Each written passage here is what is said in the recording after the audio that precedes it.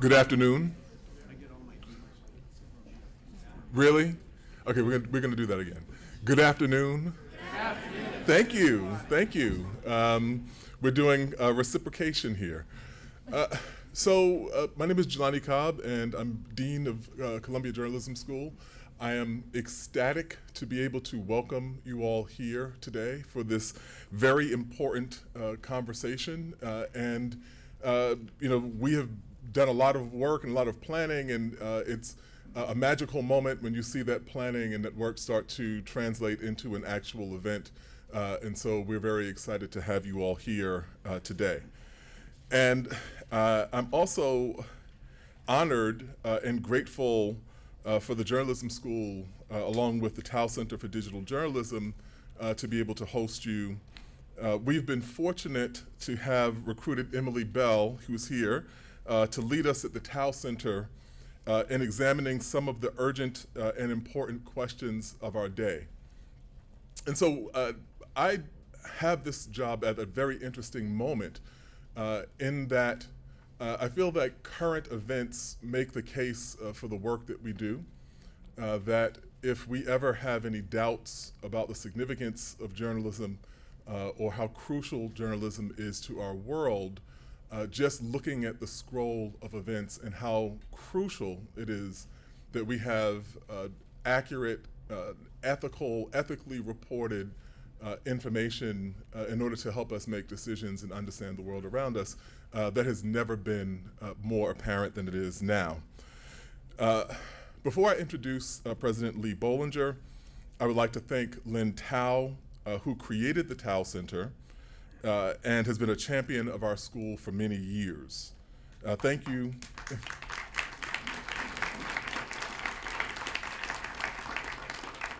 Thank you for all that you've done for Columbia Journalism School. We've been incredibly fortunate to have a First Amendment lawyer for a president who has been so invested in the work we do here in Pulitzer Hall. Lee C. Bollinger became Columbia University's 19th president in 2002, and under his leadership, Columbia has redefined what it means to be a great research university in the 21st century. Distinguished by comprehensive academic excellence, an innovative and sustainable approach to global engagement, two of the largest capital campaigns in the history of higher education, and the institution's most ambitious campus expansion in over a century. President Bollinger is a member of the Columbia Law School faculty and one of the nation's foremost First Amendment scholars.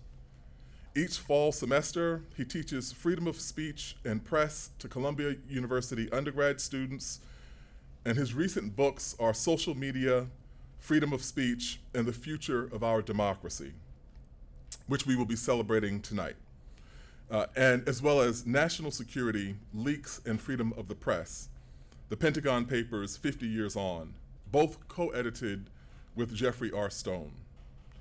He is published widely on legal and constitutional issues involving free speech and the press. And not at all, coincidental that I left here as I was watching television about what's happening now. I won't say anything in particular, but it's just a very interesting day for these questions. You all know what I mean. From November of 1996 to 2002, Lee Bollinger was president of the University of Michigan, where he also served as a law professor and dean of the law school. I'm going to embarrass President Bollinger for a second here, which is that in a completely different context, I ran into someone who mentioned to me that he had actually been a student of President Bollinger's. And he said, oh, I took a law class with him when I was in law school at the University of Michigan. I said, really, what was that like? He was like, oh, it was amazing. It was like this incredibly brilliant, dashing figure in the front of the room. It was like taking a law class with Robert Redford. And so I said I would pass that along. When he was president of the University of Michigan, he led the school's landmark civil rights litigation in Grutter v. Bollinger. a Supreme Court decision that for the first time upheld the constitutional right of colleges and universities to engage in affirmative action to advance diversity in higher education. His book with Professor Stone, A Legacy of Discrimination, The Essential Constitutionality of Affirmative Action, was published in early 2023. He speaks and writes frequently about the value of racial, cultural, and socioeconomic diversity to American society through opinion columns, media interviews, public appearances around the country, and I could go on. Columbia remains one of the most diverse universities among its peer institutions. President Bollinger has received the National Humanitarian Award from the National Conference for Community and Justice and the National Equal Justice Award from the NAACP Legal Defense and Education Fund for his leadership on affirmative action. He also received the Clark Kerr Award, the highest award conferred by the faculty of the University of California, Berkeley, for his service to higher education, especially on matters of freedom of speech and diversity. He is the recipient of multiple honorary degrees from universities in this country and abroad. We could go on and on about the accolades that President Bollinger has accrued in his time as president of this institution, but I think it wise that I stop here and invite President Bollinger up to the podium.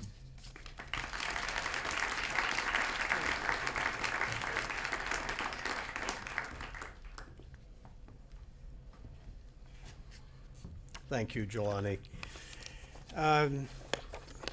Jelani is our great dean. I mean, following two great deans in Nick and Steve, and it's just fantastic to have great journalists who are also great academics and so charismatic.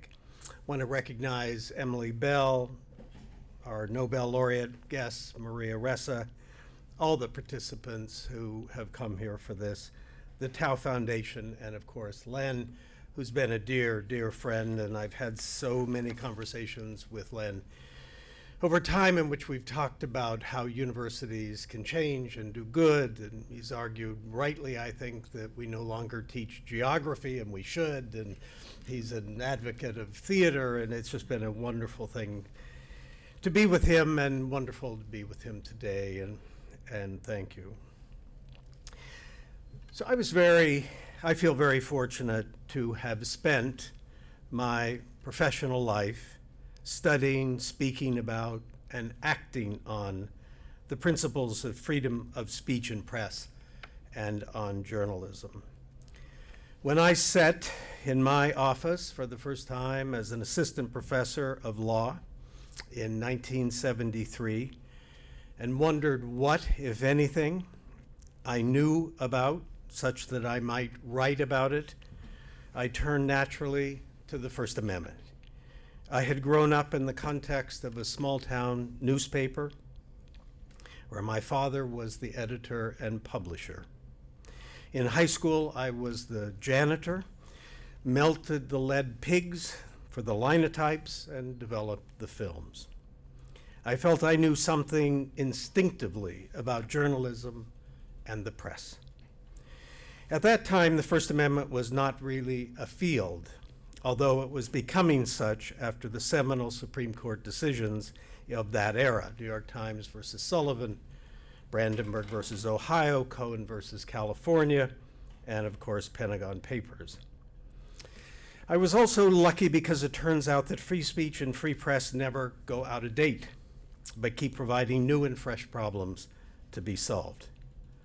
Columbia seems to be an excellent progenitor of throwing up free speech problems. And they sit at the core of democratic societies. By that time, the general theoretical framework for the First Amendment had been laid down. Given a commitment to self-government by citizens exercising their responsibilities to create laws and public policies and to elect those who would represent them, we should maintain their freedom to talk as they will, and we should not allow dangerous or offensive speech to be a reason for allowing the government to intervene. Speech as a discrete and somewhat arbitrarily selected category of human behavior would be carved out and shielded from public regulation, indeed to a degree. Certainly this was true in the United States, never before tried by any society in human history. It was said to be an experiment and a relatively new one, because the first Supreme Court cases interpreting the First Amendment didn't happen until 1919. This view of free speech continues to be the dominant, very simple but profoundly important theory to this day. But what also interested me in the 1970s was a separate line of First Amendment thinking that was represented in the decisions involving the new technology of communication of the 20th century, namely broadcasting, radio, and TV. The year before I started as an assistant professor while clerking on the Supreme Court, I was responsible for a case involving claims by the Democratic National Committee and an anti-Vietnam War group to have a First Amendment right to purchase advertising on radio and television stations, which a majority of the court rejected, but no one thought the claim was absurd given the constitutional appropriateness of public regulation more generally, which had been upheld just a few years before. In that broadcasting universe, the, quote, monopolistic powers of the new media, with incredible national reach and a new capacity to affect minds, was deemed the greatest threat to the interests of the public, and the role and responsibility of the government was to establish public policies to counter and to moderate those threats, not by censorship, but by requiring openness, fairness, and equality in public discussion of public issues. These different conceptions of freedom of speech and press lived in different worlds, neither referring to the other. I thought the proposed distinctions between print and broadcast media did not justify the differential treatment, and said so, but I did think having two systems was nevertheless rational and good from a First Amendment and policy standpoint. Over the decades, the print model of the First Amendment has achieved greater and greater status in most people's minds, but the broadcast model has still remained alive, even if not so well. This century's new technology of communication, the internet and social media, has arrived, and now we face a similar set of choices at every level of law and policy. Many believe, and I include myself among them, that the values at stake are even more serious, even more grave than ever before. Jeff Stone and I have now collaborated on multiple projects involving major issues of the Constitution, especially the First Amendment. We have just completed a book on the arguments for affirmative action, as Jelani noted, and next fall we will publish a volume of essays on the constitutional journey from Roe versus Wade to Dobbs versus Jackson's Women's Health Organization. We plan then to turn our attention to the 50th year anniversary of Buckley versus Vallejo. We have published volumes on the First Amendment at the turn of the new century, on the 100th anniversary of the first Supreme Court cases, on Pentagon Papers, and 50 years later. But I would say that the volume on the regulation of media, social media, and the First Amendment, the subject of this conference, is the most vexing of all that we have done. Our feeling was that this new technology and all its positive and negative attributes needs the same attention that we directed at media and press in the last century. We wrote what we thought, gathered 18 experts and others from other fields and law, and then assembled a commission to reflect on all this and make recommendations. The views range from arguing that we have all seen this before and nothing new needs to be done, to we have never seen this before and everything needs to be rethought. In so many ways and over time, I have wondered at the complex evolution of the world from 1973 and before to the present. The power of speech has never, in human affairs, has never been greater. But the risks of propaganda, disinformation, and intolerance have never been greater or so apparent either. Nor have the risks of government involvement in speech in modern history never been so apparent. I watched my father once or twice steel himself against physical threats for publishing the truth. But today, that problem of private censorship and intimidation is far more frequent and serious than ever before. And just as a matter of economics and the press, we know, sadly, that the little newspaper he ran and that I worked at as the janitor would not be viable today. With all this in mind, let me close with the basic truth. There is certainly no better place to think about all of these profound problems of our age than here at Columbia. That truth begins with the existence of our great School of Journalism, the only one in the Ivy League, where gifted and engaged faculty at centers and institutes like Emily's, along with talented and eager students, take up these and other issues. But then we have scholars also throughout the university in law and engineering and arts and sciences and beyond. And now we have the Knight Institute and Columbia Global Freedom of Expression to help with both thinking and action. I want to thank everyone, especially Jelani, Emily, and Len, for taking on these immensely complex and important issues. Thank you very much.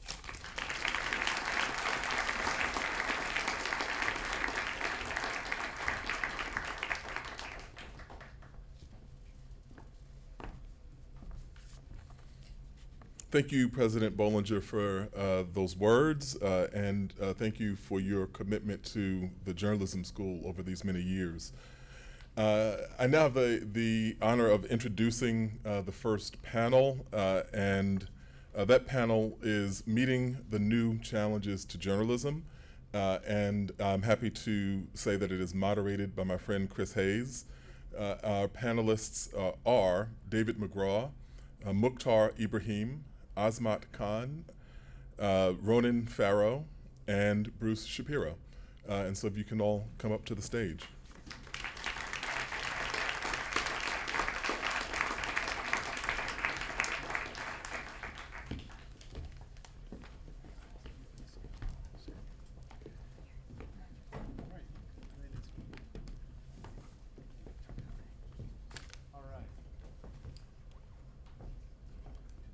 Hello, hello. Oh, there you go. Thank you, Dean Cobb, President Bollinger. It's wonderful to be here today. My pet peeve on panels is when people read extremely long bios that are available in other sources. So I'm going to quickly just give you like a one-line bio for everyone up here because it's an incredible group of people and I want to get into the conversation.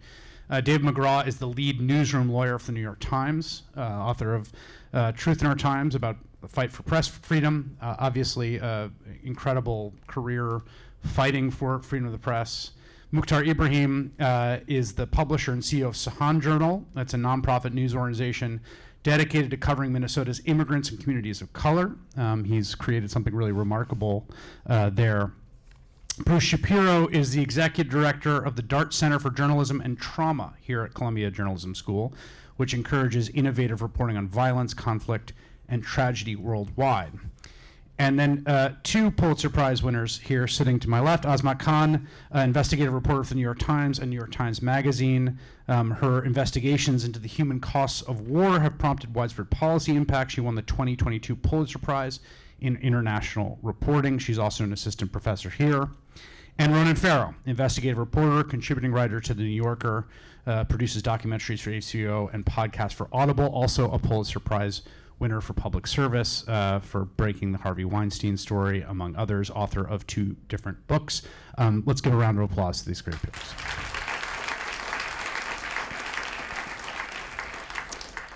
So I think each of you has a distinct view on challenges, and obviously the term challenges is capacious. So I thought maybe I'd just sort of go through each of you, and if you can give a kind of succinct top line, right? If someone said to you, the number one thing that you see as a challenge. And let me start with you, David, on the day of the beginning of the biggest media defamation trial, probably, I don't know, ever, maybe?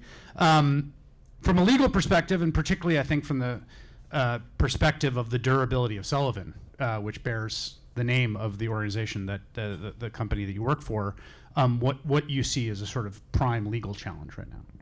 And thank you, and I want to thank Lee Bollinger for all he's done to expand press freedom in this country through his writings and great scholarship. I actually think that the Fox and Dominion case is much more likely to have an effect on culture than it is on law. It's a low-level state court in a small state, but I think it's going to do a lot about the hearts and minds of how people feel about the legal standards. And ultimately, that public will is reflected in the law.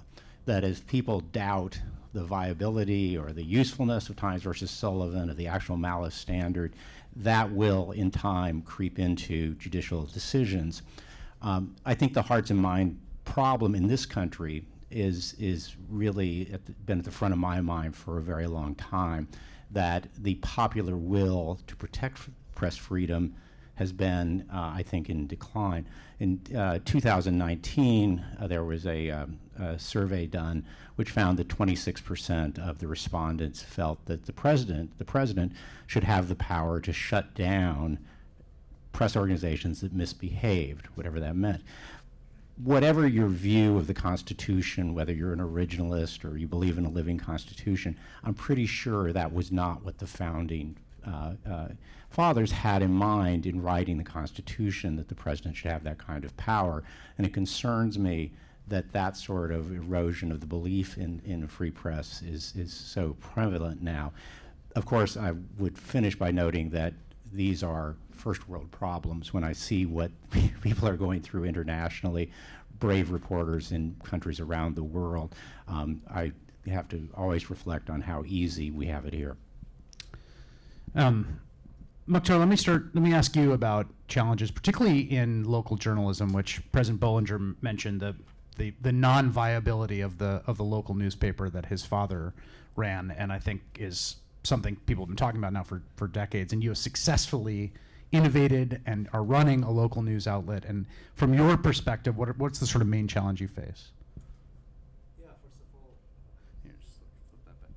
of all, it's great to be back to Blister Hall. It has been a couple of years since I've been here.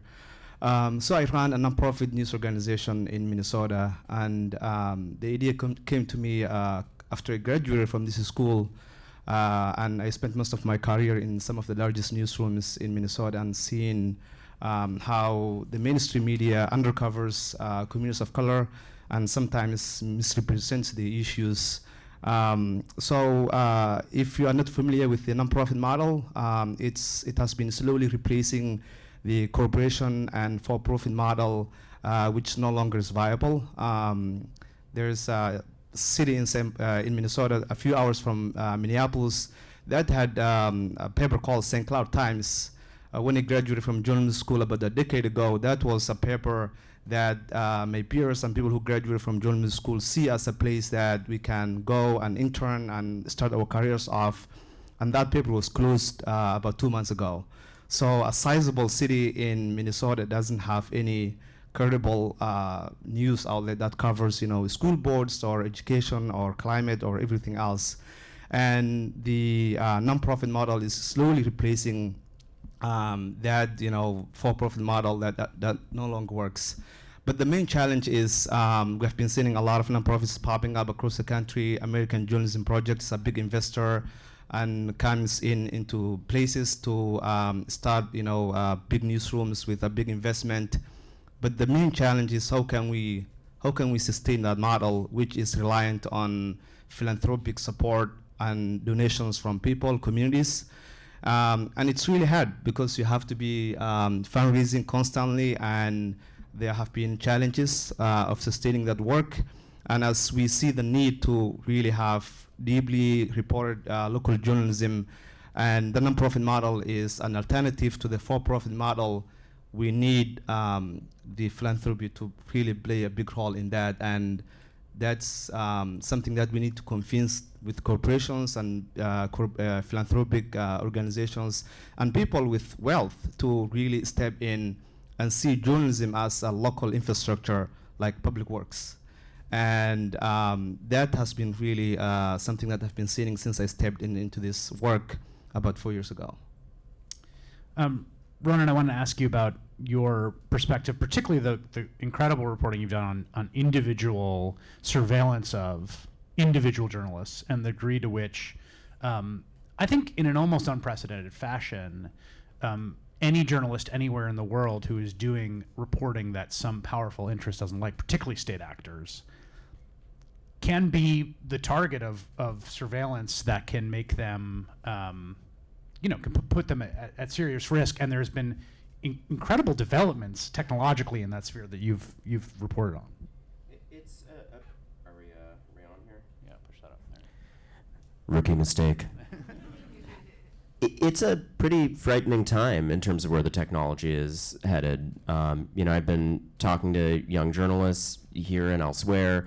I talked to a fabulous group of students here in the religion and journalism class here the other week, and it always gives me hope seeing young people who survey the current challenges in the business model, the current rising tide of technology that is in many ways arrayed against journalism, and they still want to keep going.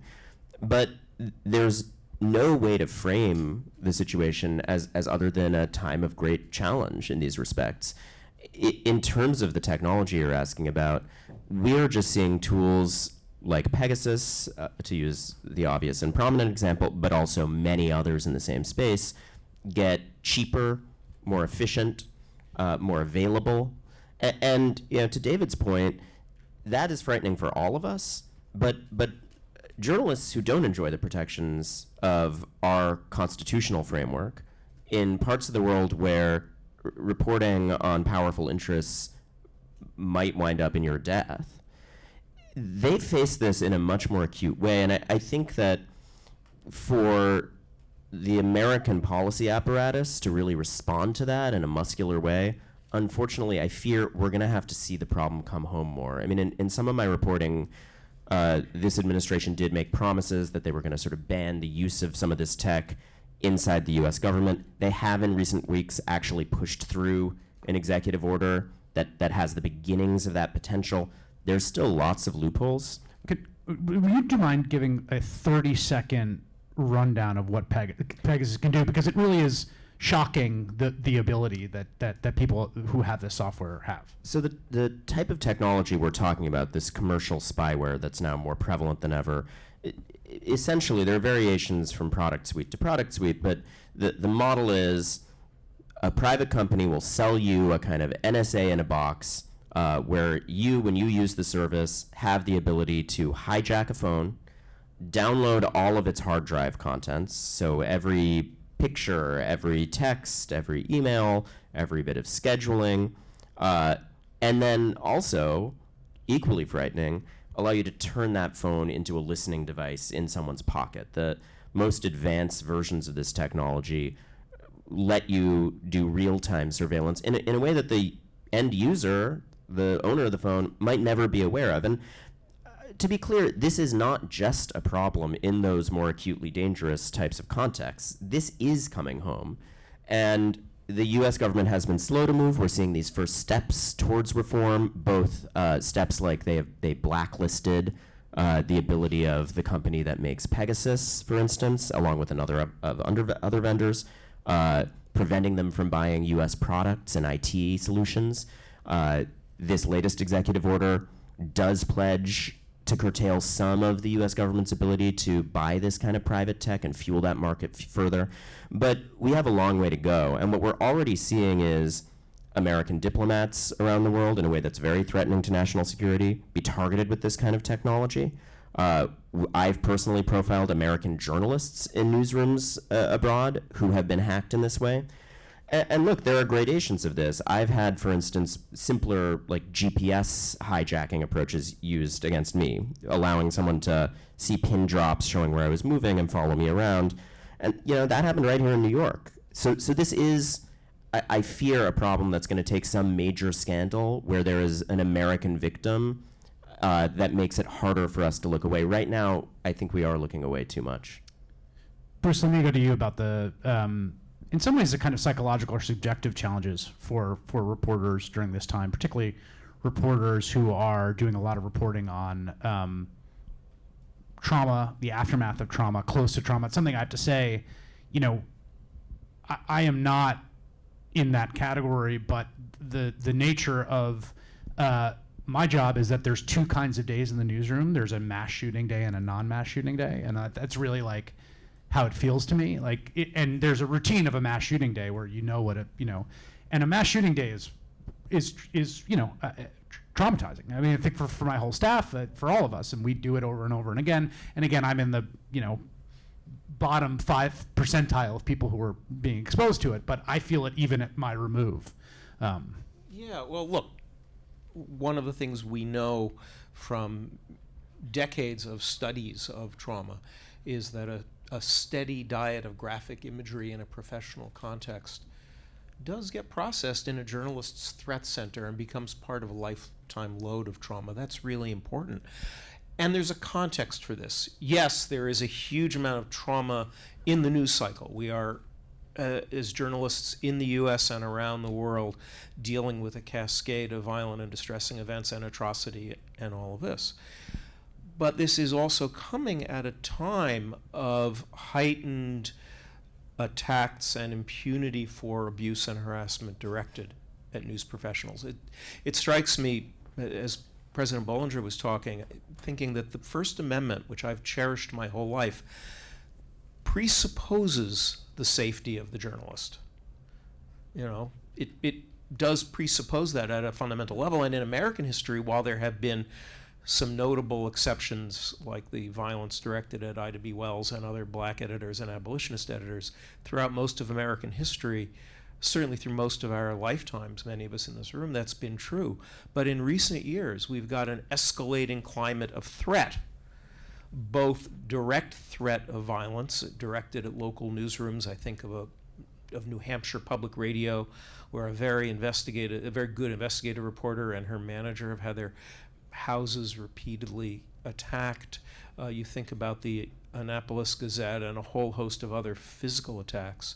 But we also think about the tidal wave of online abuse and threat and harassment directed at news professionals, which does have an impact. I'm sure Maria Ressa will talk about this later. We know from studies that, depending on the survey, between 27 and 49% of women in journalism have experienced significant online abuse, threat, or harassment in the course of the last 5 or 10 years.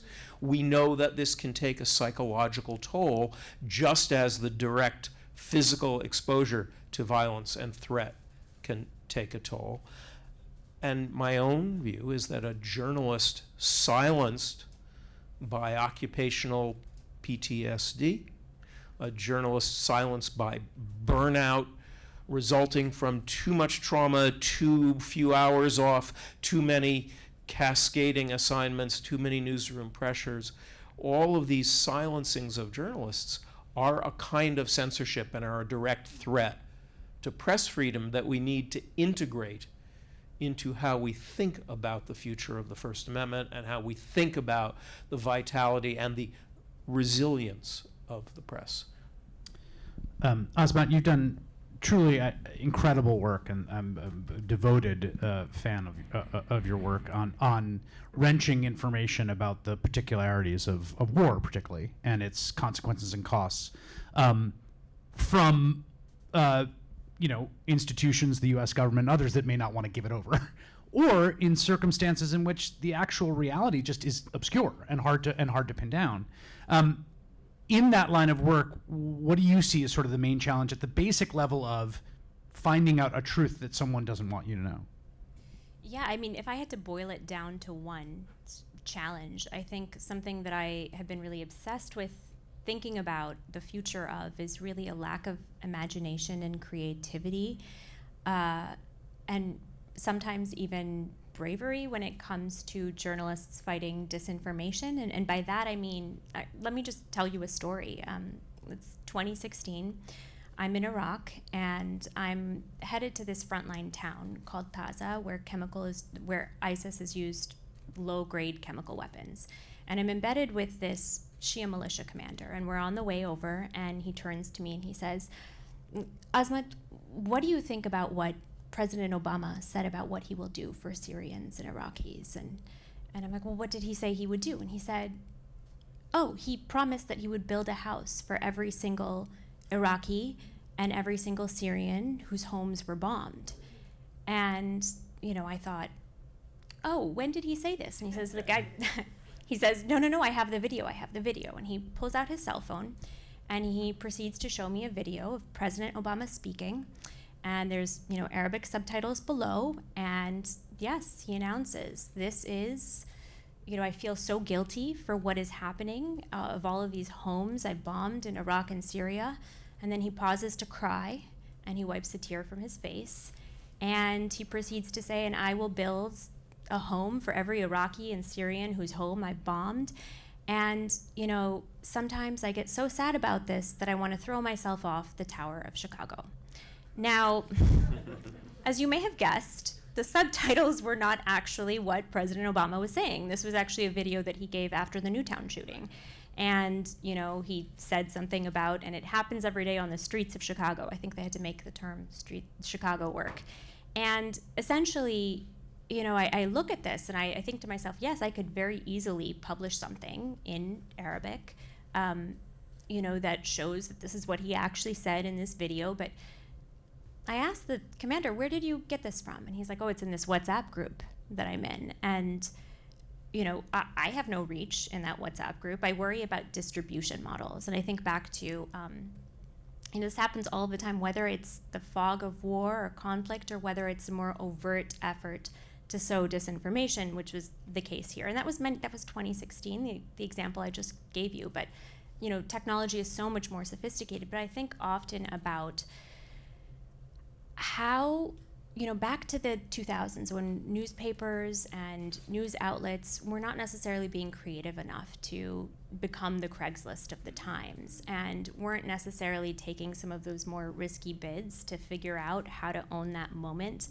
I do think a lot about, are we being creative enough right now in terms of distribution models and places where misinformation and disinformation spread, and, as technologies accelerate, not just, social media, but, thinking about AI and the ability to really sow this, and are we being creative enough in this moment to ensure, whether that's through regulation, as I'm sure Maria Ressa will speak about later on today, or whether that is through, journalism organizations more actively and overtly advocating for particular things, whether it's through, getting more creative about where our reporters and journalists are distributing their work and trying to reach people in these new ways. But I really do worry about disinformation, not just in the context of war, but around the world.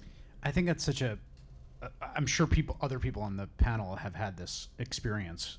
It's very common where someone that you know or interacting with, or someone that you love, a family member, says something, you're like, whoa, where'd you get that? And then you go on a little bit of a rabbit hole. Like, wait a second, you sit with them. Like, wait a second, I don't think that's true. Here's what I want to sort of go to next, and I'd love for everyone just to sort of jump in. Like, I'm writing a book right now, which is sort of about some of these issues and is about attention specifically. And one of the games I'm constantly playing with myself is this new or not? Right? Because that's really a real hard thing to think through rigorously. I mean, to your point, David, about the founding fathers, like the same generation that passed the Alien Sedition Act and signed them and even enforced them in the beginning, although, of course, the subject of tremendous controversy contemporaneously. Benjamin Day's New York Sun, the first penny press, founded in 1833, publishes an article that's a first-person account of the moon in 1835. It sells tons of papers because who wouldn't want to read about what's on the moon, but of course it's completely fabricated. So let's start at the cultural level, because I think there's a theme here about the sort of hostility to the press generally in the vibes of America right now. Just thinking through, for many of you, like, how much should we think of that as a distinct thing now?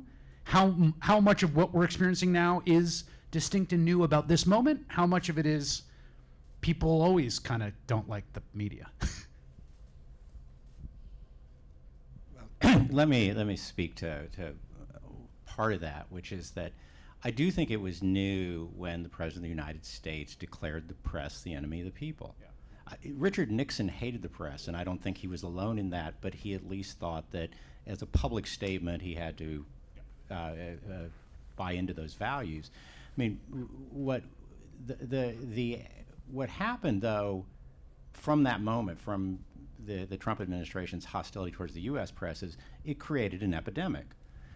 Overseas, people, powerful autocrats who used to have to worry about what the United States would do if they cracked down on the press, no longer had to worry about it. In fact, they thought the way to curry favor was to crack down on the press. And you saw that at the New York Times. Absolutely. I mean, that in 2017, we got into a hassle in Egypt, and somebody from inside the State Department called our international editor and said, "We are not going to help you. I'm telling you now, these people who are in charge are not going to help you." Now, the good news on that is last year, one of our fixers in Zimbabwe was arrested on trumped-up charges, and he was convicted. He's now on appeal, and I called our embassy, and they gave me the usual, we have to check with Washington before we can say anything, and I said, okay, you know, it's really important if you would say something. And I woke up the next morning to a flaming tweet from the embassy saying that this was unacceptable, that the Zimbabwean government is acting this way. And that small thing makes a huge amount of difference.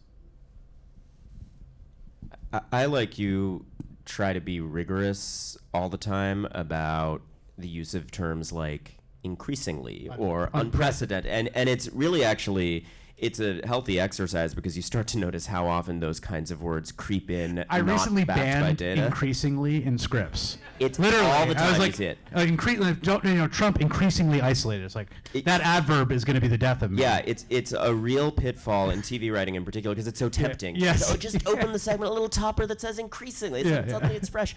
But the truth is, I think that there's actually great wisdom to be gained from mining the historical record around these trend lines, and I think a lot of them are cyclical. I would say that, to David's point, there is a convergence of those trend lines that feels to me distinctive, and these things reinforce each other, right? I with a pair of really fabulous documentarians, Rachel Grady and Heidi Ewing, made a film for HBO called Endangered, which is about a lot of these themes, which is worth watching if you're interested in these issues. We followed a group of journalists from different parts of the world through the pandemic, and you have a wonderful photographer from the Miami Herald living through the shrinking of that newsroom and this phenomenon around the country of news deserts, which underpins a huge amount of our politics now, right? When you have these news deserts that lend themselves to uninformed voter bases, to thriving misinformation and disinformation cultures, that's something that can be exploited. You have that mutually reinforced by this resurgence of authoritarian rhetoric. We've seen in other places in the world, in other historical contexts, the use of this kind of language of the enemy of the people. It's having a vogue. It's having a vogue that maybe is unprecedented here in the United States. And then deep fakes, AI technology, all of this, these are weapons over and over again. The surveillance tools that we just talked about. And they collide in a lot of these people's stories. We followed a wonderful Brazilian journalist from Folha, a very credible publication there, who went up against Bolsonaro and winds up with her social media and actually mainstream media cycle around her full of pornographic deepfakes and a really hard to stamp out bit of disinformation accusing her of providing a source with sexual favors. And you watch her live through the personal consequences of that and also the chilling effect that it has on her work. So I do think that it's, let's continue your ban on unprecedented, but it is a striking and distinctive collision of some of these problems. No, I think there is stuff that's unprecedented, just to be clear, and I would agree with you, particularly about that turn that happens with the NAB people. There also seems to me, Mukhtar, like there's a confluence between these sort of market questions and these institutional ones, right? Which is, David, you are the lawyer for one of the great pillar institutions of American journalism that is also a thriving business and has, you've got a staff that work to protect your people, and you've got, and when lawsuit threats happen or personal harassment happens, or even a politician saying we're going to send a zoning inspector by or whatever, it's harder, I would imagine, at your level, Mukhtar. Like the resources matter in terms of how much space you can claim institutionally against those threats. Oh yeah, definitely. And David knows this. We did a series of stories around Project Veritas when they came to the Twin Cities, and did this. They videotaped people openly talking about the election and all that, and allegedly gave money to people to say a few things about Ilhan Omar and how the Somalis vote in the Twin Cities and all of that. And that just blew up and became a national story. And at the local level, we fact-checked, talked to the same people and the election officials at the Minneapolis City Council and City Hall, and kind of debunked the misinformation that Project Veritas publicized and made it national news. And we got a series of stories. We got a series of letters from Project Veritas threatening us to sue, because it's not what we publish doesn't align with their way of thinking. We have pro bono lawyers who are on top of the game. Leah Walker, David's colleague, is in the Twin Cities, and she has been really good partner. But I worry for smaller publications that don't have those resources and doing deeply local journalism that investigates and exposes power. And if they get a lawsuit from a big powerful person, it just it could be their death. They could be closed, and I think that's a serious problem in the local journalism. And back to Azmat's comment about misinformation, I think that's really a very concerning issue when you talk to local people and ask them questions about how they're getting information, what types of distribution channels are they getting information. WhatsApp is a big distribution channel among immigrants and communities of color who don't necessarily speak English. And during the COVID vaccine rollout, they've been getting a lot of misinformation of people saying the vaccine has a pork in it, and it's not halal to consume. And a lot of people really avoiding to take the vaccine because they think it's haram and illegal in Islam. And part of our responsibility was to really step in and partner with trusted figures in the community to come on camera and speak either in Somali or Hmong or Spanish and debunk those kind of misinformation. So I think it all comes down to the local journalism, and if that really disappears, it's going to create a lot of problems for society. Yeah, I mean, I think the disinformation question in some ways feels like the hardest at some level, right? Because to, President Bollinger's point, right? I mean, disinformation's free speech too. People in a free society are allowed to send each other WhatsApp messages about how there's pork in the mRNA vaccine. So from a regulatory or policy perspective, it's hard to, and this has been a contested area, right? I mean, we've seen these fights in the Twitter files. We've seen a huge amount of fights about the degree to which this should be regulated, whether the government itself should be doing anything, even if it's just kind of nudging or even if it's just flagging. Is that itself a kind of incursion? But it also seems not readily solvable. You know what I mean? I just don't, there's no magic wand to me to wave. Well, no, there's no magic wand, but I think we can get a handle on it if we think about, as we are today, try to break it down into different pieces. And first of all, I think to see as inextricably intertwined the disinformation challenge and the attacks on journalists. Yes, they're coming from the same authoritarian place. You were asking what's distinctive about this moment. One of the things I think that's distinctive is that when it comes to, let's say, the First Amendment and press freedom, first of all, we are in a a global environment, not only a global advance of democratic theory and free speech, but a global environment of threat, right? In which the innovations in abusing and harassing journalists in India will quickly be adopted by trolls here and vice versa. Secondly, and this is distinctive in social media, I think the speed and volume of threat and abuse and harassment, the piling on. President Bollinger was you were talking about your father occasionally getting a threat, and I think about, as a young investigative reporter, the occasional hate mail I would get, which I would either congratulate myself for annoying somebody or would ignore. For young journalists, or for that matter, senior journalists today, this is not possible. The speed and volume of threat and abuse and harassment that's coming in is bewildering, it's overwhelming, and in many newsrooms, it's important to remember that journalists are evaluated and assessed, and their raises depend in part on their social media engagement. So they can't even avoid it, right?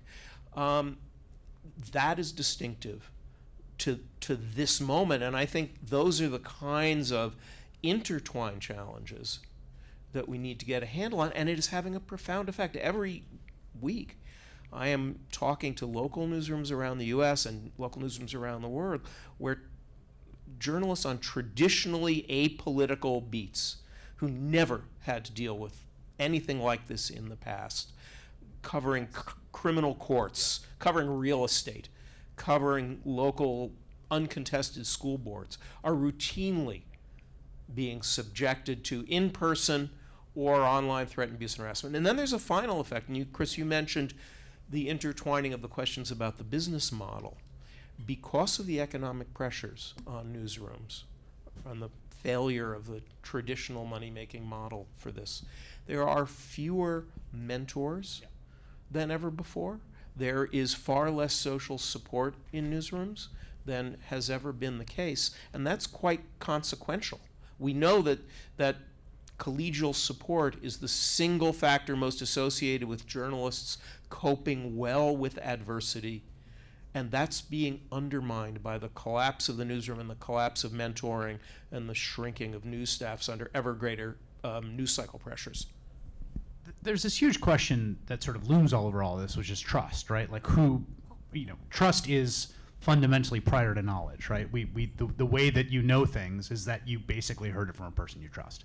None of us sat in the mRNA clinical trials, right? We have just a set of trust relationships, either with the people reporting on the clinical trials and then trust relationships with the FDA itself, and it's sort of trust all the way down that people didn't fabricate the results of the clinical trials, right? And to your example, Azmat, how do you think about getting around that trust relationship? Because that's really what it is, right? He got the video from someone he trusts, and someone who's going to try to tell him that that's not true. In this case, he has, I think, some kind of trust relationship with you. But creating alternate relationships of trust ends up being the most important aspect. Yeah, I mean, it's very much about the social fabric of a society. And, in the context of, how do you build that trust? How do you reach beyond these aren't new things, right? We have always had silos. We have often had, people who kept to communities or learned their information from the people around them. I think that technology has made it scale. It has made it possible for people to almost exclusively resort to that, or, and this is where this comes back to a few things. It comes back to, showing your work, right?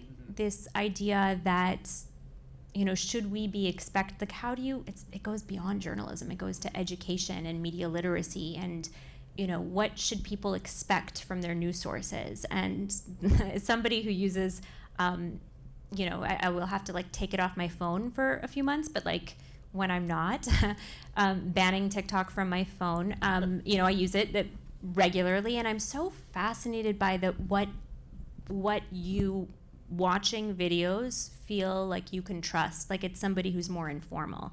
It's somebody who you might be able to relate to. It's someone who opens the door as they're describing something to you, and for some reason that hits you different.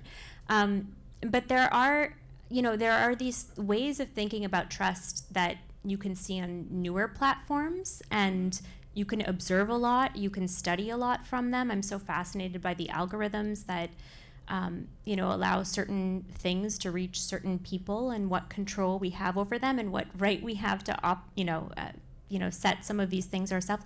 But I also think a lot about the extent to which news organizations are looking at this and what they're trying to do. Like, is it experimental enough? One small thing I see is a lot, there's more revelation of your sources. Sometimes the very top of a story or the bottom of the story will be a paragraph or a few sentences about how it was reported. But like, what do we expect people, what do people expect, from the news? It's not just the person, right? It's the showing your work, and what more creative ways will that materialize in? Well, and I'd add to that, what do people even agree on as a framework for the goals of this profession? So if you look at the Gallup polling on trust in the media, which is always really interesting every year, yes, and quite depressing, surprise, surprise. Both. You're dealing with the high-level headlines of 25%-ish of the population that now has any kind of positive view about the news media, more than half of the American public that has an actively negative view about the news media. But what's really interesting, too, is the more granular questions that show that there's a shrinking population that even believes that the news media should do what all of us on this stage engage in frequently, which is accountability journalism. Not everyone sort of believes in that project of sort of using this as a means to speak truth to power and to create accountability. And I think, as Azmat pointed out, that is rooted in deep questions of trust. And I think we keep talking about these as intertwined problems. That also affords an opportunity to find solutions in some of the other interrelated problems. So my answer to these often seemingly unsolvable problems around censorship is, I just want to bolster and make more robust the alternative, the thing that can counterbalance the misinformation cultures, the news lacunae out there. And that gets into these business model questions, right? How can we do what Mukhtar is doing on a local level? How can we build spaces, like I've been fortunate to find at the New Yorker, we have on this stage a representation of some of the positive exceptions to the rule, right? Where the business model is working. How do we scale that and bring it to the rest of the country, bring it to the rest of the world as much as possible?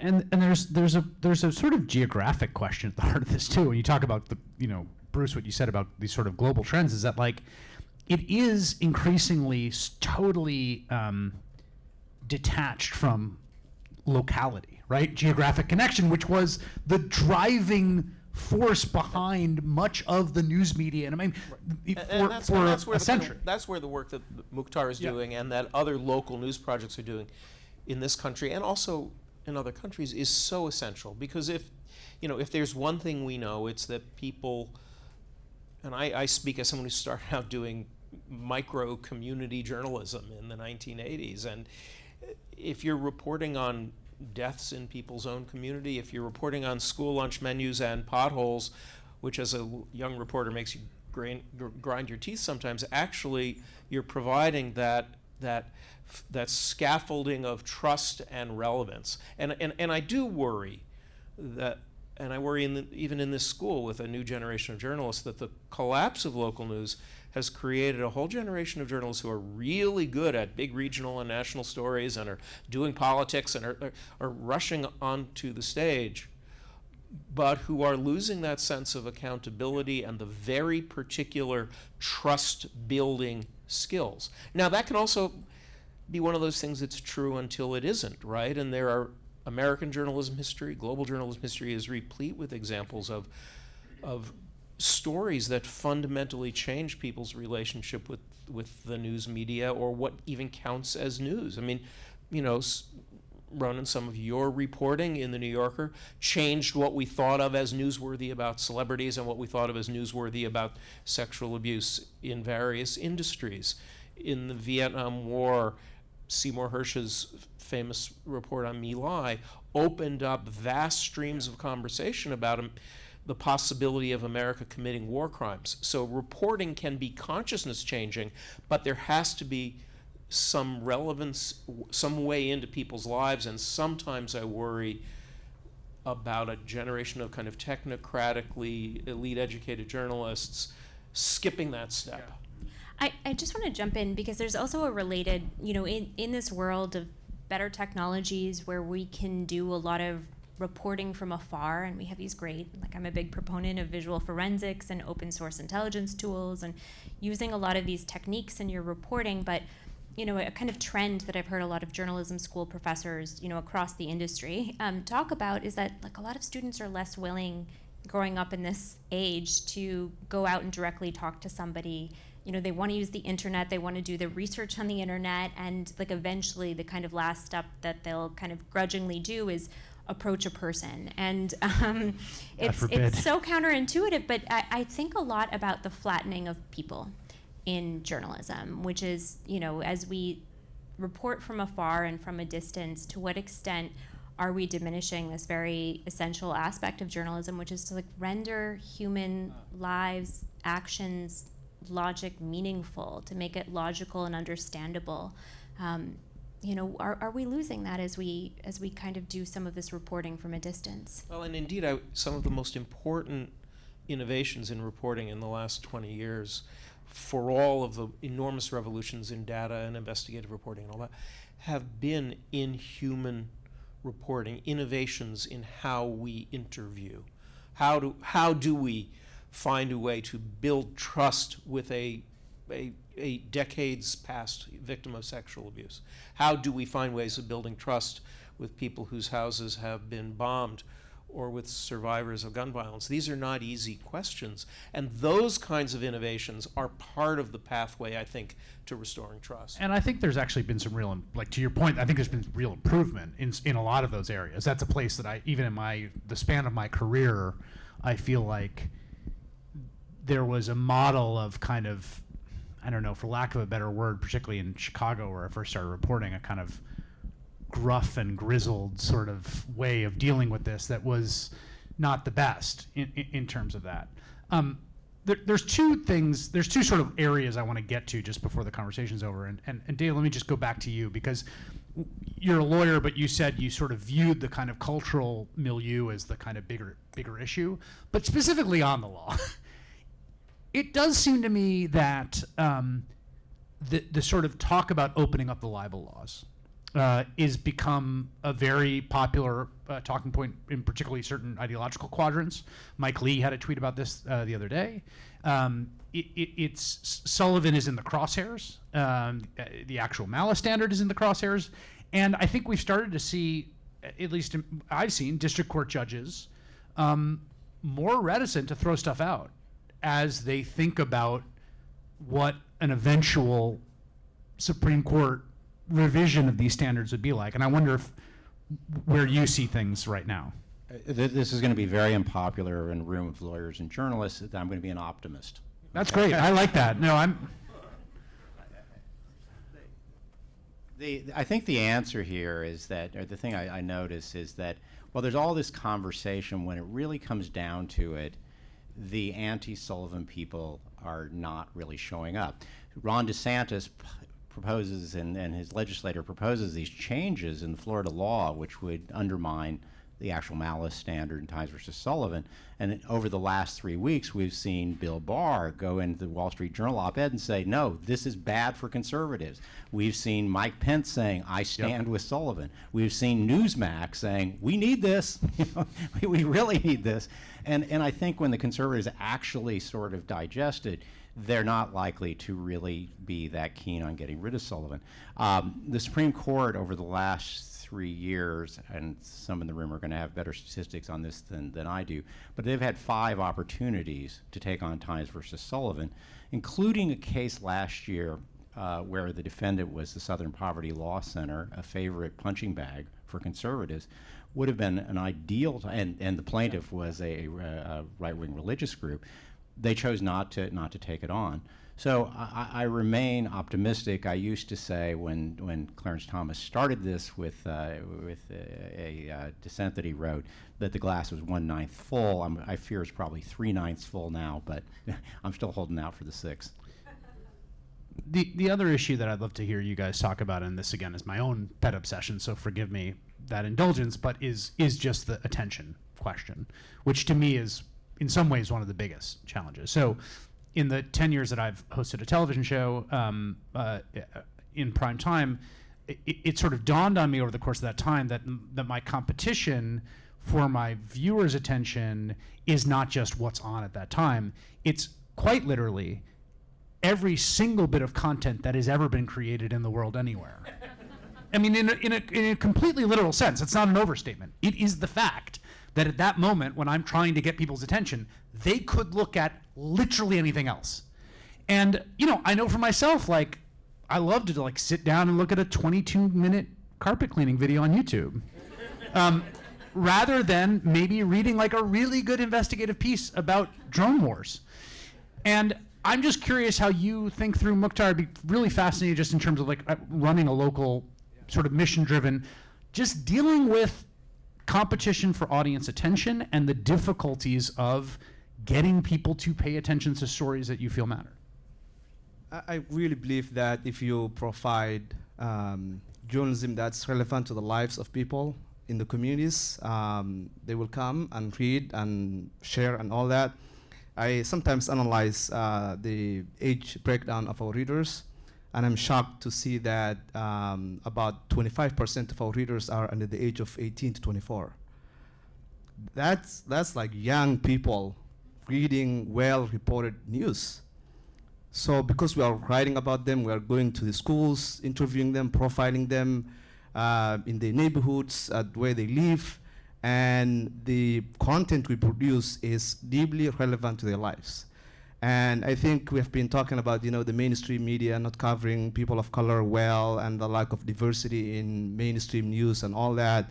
And that's because they are not talking to the people. I was at an event about a few days ago, and there was a gentleman who stood up and said, one of the largest newspapers in the city, "Your paper doesn't speak to me," because he doesn't see his community or his stories on the front page every day. And whenever he goes to that paper, it's mostly something around tragedy or breaking news or crime, and not really capturing the full breadth of the human experience. And I think I really believe that local journalism is essential to communities, and if you provide deeply nuanced coverage and provide pictures of people and graduation pictures and weddings and all of that, people are going to come to your website and read your content and share them. And that age breakdown is really fascinating to me. And my question is, how can I broaden that pie and make it 1/3 of our readers to be very young people who grew up in the age of TikTok and Twitter and Instagram, because that's the demographic that is going to be really essential, who didn't grow up with a newspaper. They don't hold a newspaper every morning, or they don't see their parents reading a newspaper on the kitchen table and all that. And they are in the online space, and how can we really bring them in and make sure they're staying with us as they're growing up? I think there's something to be learned for all of us, even doing national coverage, international coverage, from what Mukhtar just said.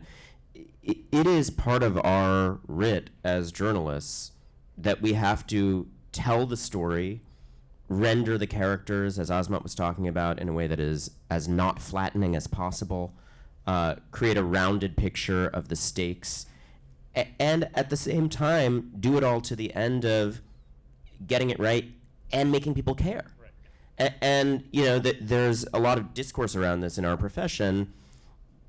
Finding ways to articulate the stakes of a story and the human interest element of the story is not sensationalist. And done right, it's quite the opposite. It's about drawing out an even more rounded and nuanced picture of the human impact. And that is such a tough thing to do. We all, in our different formats and work, face a version of that challenge.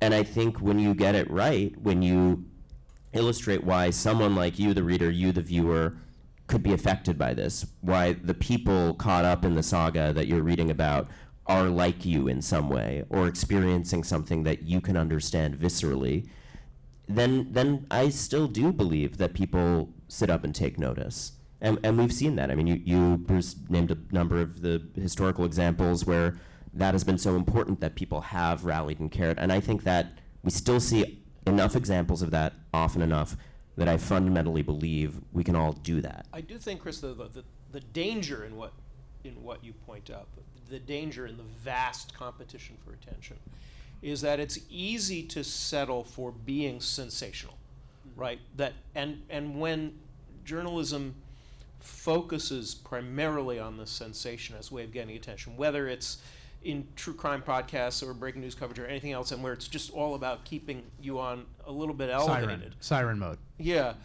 we are all, it means the public, the consuming public, is in fear Fight or and flight. arousal at every moment, and that in turn is very bad for our democratic debate, right? So there's danger. The upside, though, is that there is a huge amount of innovation. There are a lot of journalists who are finding new ways. And here it's the 22-year-olds, as much as it is anybody else, who are finding new ways to be serious about it and find ways of engaging on subjects that we never thought would be newsworthy or never thought could provoke public reflection. So it cuts both ways. And also historically, if you look at news reports from 100 years ago and 200 years ago and 50 years ago, storytelling has gotten better with time. It's actually very hard, I think, if you're used to today's level of storytelling, to go back and look at some older journalism, because we've had to adapt with the times over years. So that's one thing to know. I think a lot about, though, these kind of para-reporters in this environment, where it's not just the work we produce and we can create like nibble versions of it. Like we can do a kind of like, here's what you need to know about this investigation. But the truth is that so often our stuff reaches people secondhand through people. I'm not just talking about like blogs curating things. I mean, people on TikTok describing what they've heard and maybe not citing their sources, or other people, who are reaching like the audience that we're trying to reach, and they'll get it secondhand. And whether we are getting experimental and creative enough about those kinds of para-journalists that exist within this world. There's a ton of those on TikTok. And also the other interesting thing, I think about your example of the militia member. That's a great, one of the other ways this relates to disinformation is that disinformation can be grabbier and newsier. Like, it would be a big story if Barack Obama said that. Like, that's correct. That's news. If he got up and he cried and said, I want to throw myself off the Chicago Tower and I'm going to buy everyone else, like, the news judgment there is correct, that was a newsworthy thing. I think just my final thought here, just to round this out, I think often these conversations, this was amazing, by the way, thank you all. I think we're fairly self-important as journalists, which I think is good, because I think you kind of have to be to do the job in a little bit. But I've come to think over the course of the 20 years I've been a journalist of like the whole industry is a little like the restaurant industry, which is that like it never makes sense to go into it. Like, it never makes sense to open a restaurant. Like, it's probably going to fail. It doesn't really make sense to go, like, cook 14 hours a day. It's, like, it's tough. But people do it. Everywhere in the world you go, there are people who make food and sell it to other people because it's a human drive. It's fundamentally a human drive, and people will figure out ways to do it. Now, it's not as essential, I think, to the functioning of a democracy that the press is. It's not enshrined in the Constitution.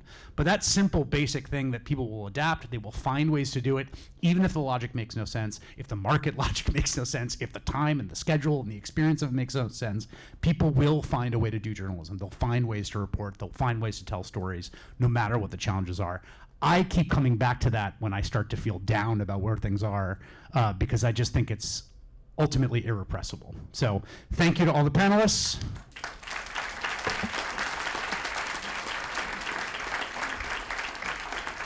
Thank you. Thank you very much. And thank you, Emily, so much. Thank you very much indeed. I was going to say, Chris, you were increasingly brilliant, your panel, but I'll just stick with brilliant throughout. And also unprecedentedly brilliant.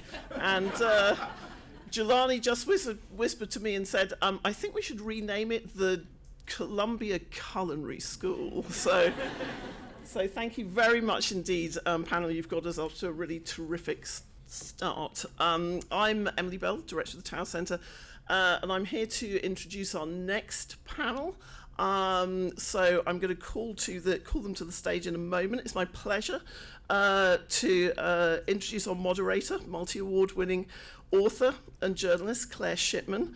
She's going to steer us through this session, which is called Protection of the Press. Oh, and you are allowed to leave the stage. Sorry, yes.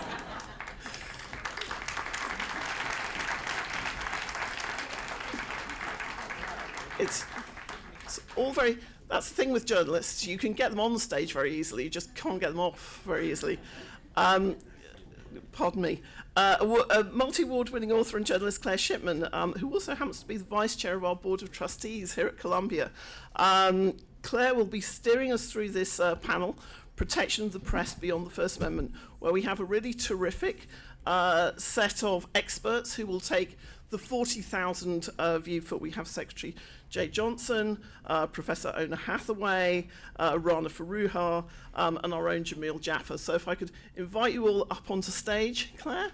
I think we have everybody.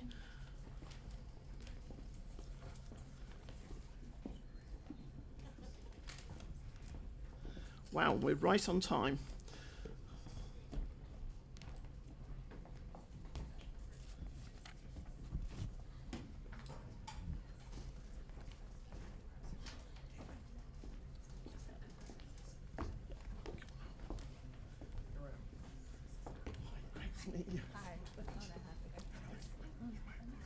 Oh, sorry, I have to also announce some breaking news. This is how bad a journalist I am. I covered Rupert Murdoch for roughly 20 years at The Guardian.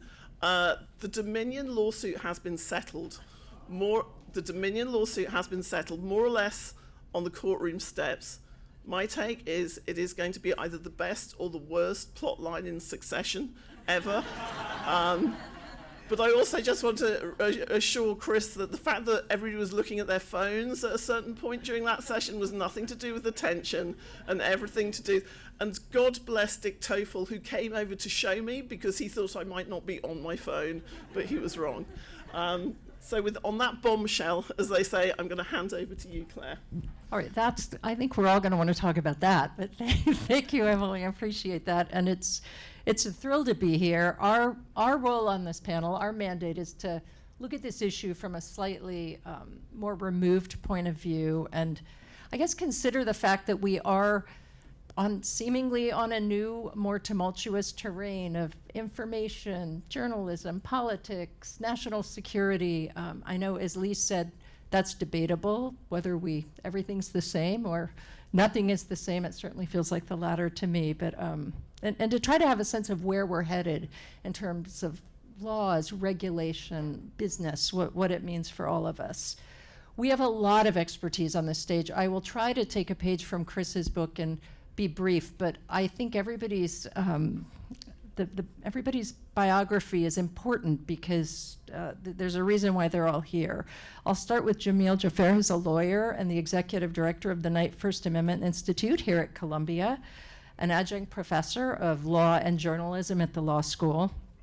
He was previously, as many of you in the room know, I'm sure, deputy legal director at the ACLU and the director of the ACLU Center for Democracy, where he oversaw work on free speech, privacy, technology, national security, and international human rights. Jay Johnson, lovely to see you here. Most importantly, we serve on Columbia's board together, so that's been a thrill for us. But he's also the former Secretary of Homeland Security. He's now a partner at Paul Weiss. He was also previously general counsel of the Department for Defense and the legal architect for the military's counterterrorism efforts in the Obama administration. I could go on and on about Jay, but you can click on and read everybody's bios. Rana Foroohar, lovely to meet you. We have a lot of friends in common, which we just discovered, but she's the global business columnist and an associate editor at the Financial Times. She's CNN's global economic analyst. She spent 6 years at Time, was an assistant managing editor and economic columnist there, and 13 years at Newsweek. I'm really surprised we never crossed paths. She's written a couple of terrific books, more recently published Homecoming, The Path to Prosperity in a Post-Global World. Also, Don't Be Evil, great advice, How Big Tech Betrayed Its Founding Principles in All of Us. She's also a graduate of Barnard. And Professor Ona Hathaway, thank you for joining us. She is coming to us from Yale. We appreciate your trip down. A professor of international law at Yale Law School and the director of the Yale Law School Center for Global Legal Challenges. She's been a member of the Advisory Committee on International Law for the Legal Advisor at the State Department since 2005, and she also served as special counsel to the General Counsel at the U.S. Department of Defense for a couple of years. She's also the director of the annual Yale Cyber Leadership Forum and a member of the Council on Foreign Relations. Thank you all for being here. Jameel, I think I'll start with you on the First Amendment, if that's all right. One of the last questions that Chris asked was about these challenges that are coming by way of Florida and Texas and to the First Amendment, both governors signing legislation proposing to limit the power of social media platforms to moderate their content. And I guess the Supreme Court has kicked those cases down the road a little bit, but it looks like they may ultimately end up there. Your institute is involved in both cases, I think. What do you think about where the Supreme Court might head with that, and what are the stakes for free speech? Thanks for is this on? Yeah, okay. Well, first, thank you for the invitation, Lee and Emily and Jelani. I think those cases are hugely significant cases, probably more significant than the ones that are at the court now, the Gonzalez and Tamna case, which there's been a lot of attention given to. But these two cases out of Texas and Florida involve the constitutionality of social media laws that are really the first effort to broadly regulate this new medium. And the laws are similar in some respects. They impose what people sometimes describe as must-carry obligations on the platforms. They require them to carry some content that they might not otherwise want to carry. Also impose transparency mandates on the platforms. And you have a situation where on one side you have these governors who are arguing that the First Amendment really has very little to do with social media, and regulation of social media can go forward without any significant First Amendment hurdle. These governors compare or equate social media with common carriers, with the telephone company. And on the other side, you have the platforms which are arguing that they're entitled to the same protections that newspapers get. And any regulation that would be unconstitutional if applied to David McCraw and the New York Times would be unconstitutional if applied to social media. And these are really quite extreme positions, I think, on both sides. And what we've been trying to do at the Knight Institute is find a way to find a framework that would impose some limits on the government's ability to essentially rig the marketplace of ideas, but at the same time leave open the possibility for regulation that is meant to serve democracy. Because some forms of regulation of social media seem, at least to me, to be a good idea. Transparency regulation, privacy regulation, interoperability regulation that would allow other people to build on the networks that these social media companies have created. All of that sounds not just legitimate to me, but like a good idea. But the platforms are advocating a view of the First Amendment, which I think is quite restrictive and would make all of that legislation unconstitutional, I think. So really, really significant cases, probably going to be heard by the court next term. Next term, okay.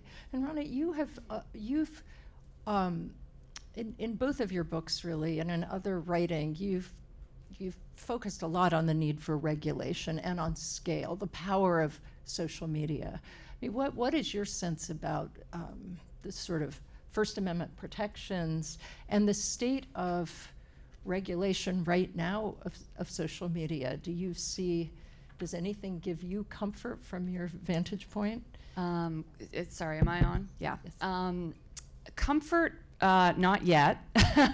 But I would actually sort of pull the lens way back. And first of all, I would broaden the conversation from social media. I think what we're talking about really is a new kind of economy. And I cover economics and business, so that's sort of the window through which I see this. But I'm very much in agreement with someone like Shoshana Zuboff, for example, that would say we are in the age of surveillance capitalism. We're in a data economy. There are different laws of gravity for this. And I'm thinking about what President Bollinger said, are things the same or are they different? And I would actually answer both. And let me take a minute and say how I see that. I tend to focus on concentrations of power in all my work. My first book was about finance, my second was about tech, the latest was actually about concentrations of power geographically and in class in some ways. And this is all about power, right? This is about, if you look at it from a business model standpoint, from an economic standpoint, there has been a tremendous movement of economic power and thus political power into a handful of firms that are at the center of a new data and surveillance economy. Now, let's be clear. I'm not talking just about the platform firms. I'm talking about all firms at this time. And I think that's something that we in the media are going to have to grapple with, because all of our news organizations that we work for, the FT included, are gathering data and surveilling and using that to sell back information and market and target in ways that I think are fundamentally different and worthy of regulation. And that gets to the part, so the part that's the same is power. Power is always the same. Concentrations of power are the same. When there are concentrations of power in a handful of firms, they try and rig the system to, support themselves. What's different to me, and I think profoundly different about the data economy, is that it is a barter economy, right? So the entire advertising model that the internet is essentially funded by, and increasingly many businesses are funded by, is a barter exchange. So the usual economic laws of gravity stop working. This is sort of Adam Smith 101. Adam Smith would say in order to have a fair and free marketplace, you need three things. You need equal access to data, you need a shared understanding of the transaction, and you need a shared moral framework. None of those things are in effect when you are dealing with, I would argue, with social media, but more profoundly, the underlying business model that supports it, which is surveillance capitalism. And the thing that gives me hope is that I think we do have a set of regulators, and many of them coming out of Columbia, actually, Tim Wu, chief among them, I would say, that are starting to think about these concentrations and how we could sort of chip away at them in different ways. And I think the Biden administration has done an amazing job on this front in terms of antitrust. The appointees, people like Lena Khan, Jonathan Cantor at DOJ, have been amazing. And so to go back to your first question, that actually does give me a little bit of hope that we're starting to have a changed narrative around power, and we're starting to think about re-regulating because of that.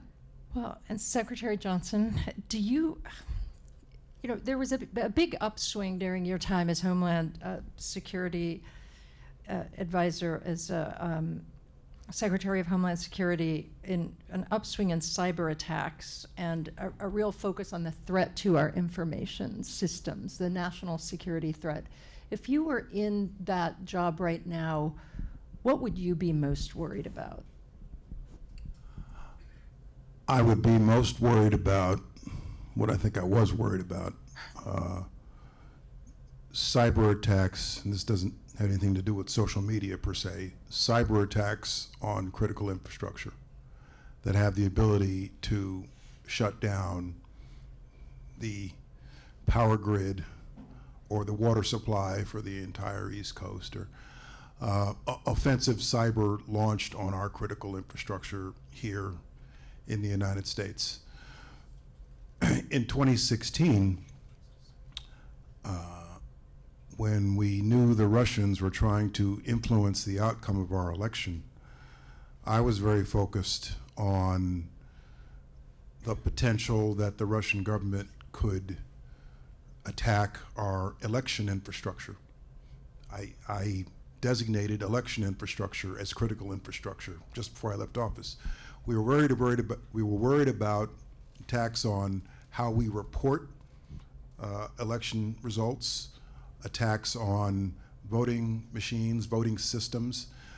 What we did not fully appreciate at the time was that the Russians had launched a widespread campaign through social media and otherwise to influence public opinion about the candidates in the election. And that was not something we were able to get our arms around at the time, but we know full well is exactly what they did. We did not see cyber attacks. We saw efforts, but we did not see cyber attacks on our critical infrastructure around our election system itself.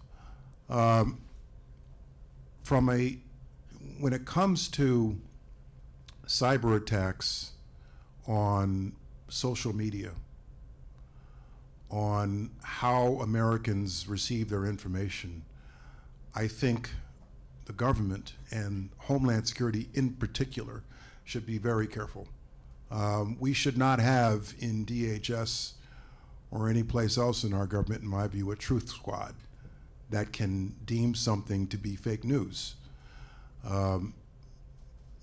You have to take the long view about these kinds of things, where there might be an impulse to have some sort of government agency that can label something fake news. We don't have to think too hard about how that authority could be wielded in the hands of another administration who would love to be able to deem David's newspaper fake news. So my attitude from a national security perspective, and as someone steeped in American values and appreciates the First Amendment, I really do scratch my head about how the government, state, federal, or local, should be trying to better regulate how Americans receive their news and information. Ona, can I ask you, just to throw an entirely new subject into the mix here, AI, right? We're still talking about how do we regulate information technology, social media, but what, with AI and ChatGPT, how are we going to think about that, and what do you see as the potential threat to misinformation from AI, and how we, the government, should think about that? Well, I think part of the problem is we don't know exactly what to expect yet from AI. And AI poses a whole number of threats, right? There's a number of threats around the way in which it magnifies the capacity to disseminate misinformation around the world. It also magnifies it will create incentives for some news organizations to rely increasingly on AI. So ChatGPT, can generate some stories. Often it's filled with misinformation. It doesn't have the capacity to differentiate between truth and falsehood. Just to test it out, I had it write my own bio. So I asked it to write asked ChatGPT to write my bio, and I'd say like 80% of it was right. I apparently won some awards. I don't remember winning. I sort of wish it was right, but unfortunately it wasn't. And so it will continue to disseminate misinformation. I think also the way in which algorithms will work will be much quicker and harder to detect. And that will lead to another set of problems we haven't addressed as fully here, though we might, which is the problem of propaganda and the problem of information that can provoke atrocities. And that information can race around the world very quickly. And I think AI will help to speed that process up much, much more, and therefore make the process of sort of slowing that down, of getting it under control, much more difficult, potentially, unless we put in place some processes to try and address that. I mean, of course, AI can also be used to try and battle some of those problems. So we don't yet know either what the full capacities are going to be, or also the ways in which government is going to try to respond to these challenges. Can I just ask everybody here, can we do a quick round on TikTok? And just, should we ban it or not? I'm gonna pivot, Claire. You know what that is. And That's fair. No. I'm actually gonna reframe. I think you can make an argument for banning, but if you're going to ban TikTok, you need to think about why you're banning TikTok. Okay, this is a social media company that is gathering huge amounts of data, possibly that could be used by the Chinese government to develop AI. All right, let's assume you take that. Well, Google can do that too. Many companies can do that. So what are we regulating here? And that to me it's actually, you need a whole nother forum for that. What's the problem? Is it that it's a Chinese company? Is it that it's a data collector? Is it that the data isn't transparent or being shared or being valued properly? I think we need to start answering those questions, and then whatever rules are put in place, there has to be an equal playing field.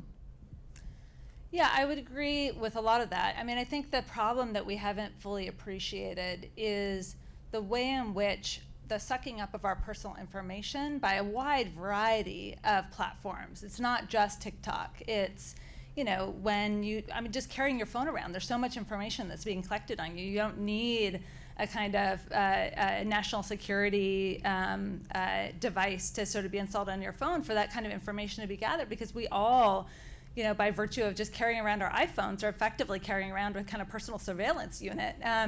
And if you have various apps open while you're walking around, that information is constantly being uploaded. You're being tracked, your location is being tracked, a lot of the information in which you're engaging is being tracked. Yes, TikTok does a lot of that, and it's very sophisticated algorithms for doing that, but it's by no means the only one that's doing that. And I think I think about this from a national security perspective. We're very worried about information that's held in government hands. You know, so we have this classification scheme that classifies all kinds of information. We've been hearing about this lately with the Discord leak. And a lot of that information it's important to keep, you know, in government hands and not leaked to the, you know, out to the public, because that's a national security threat.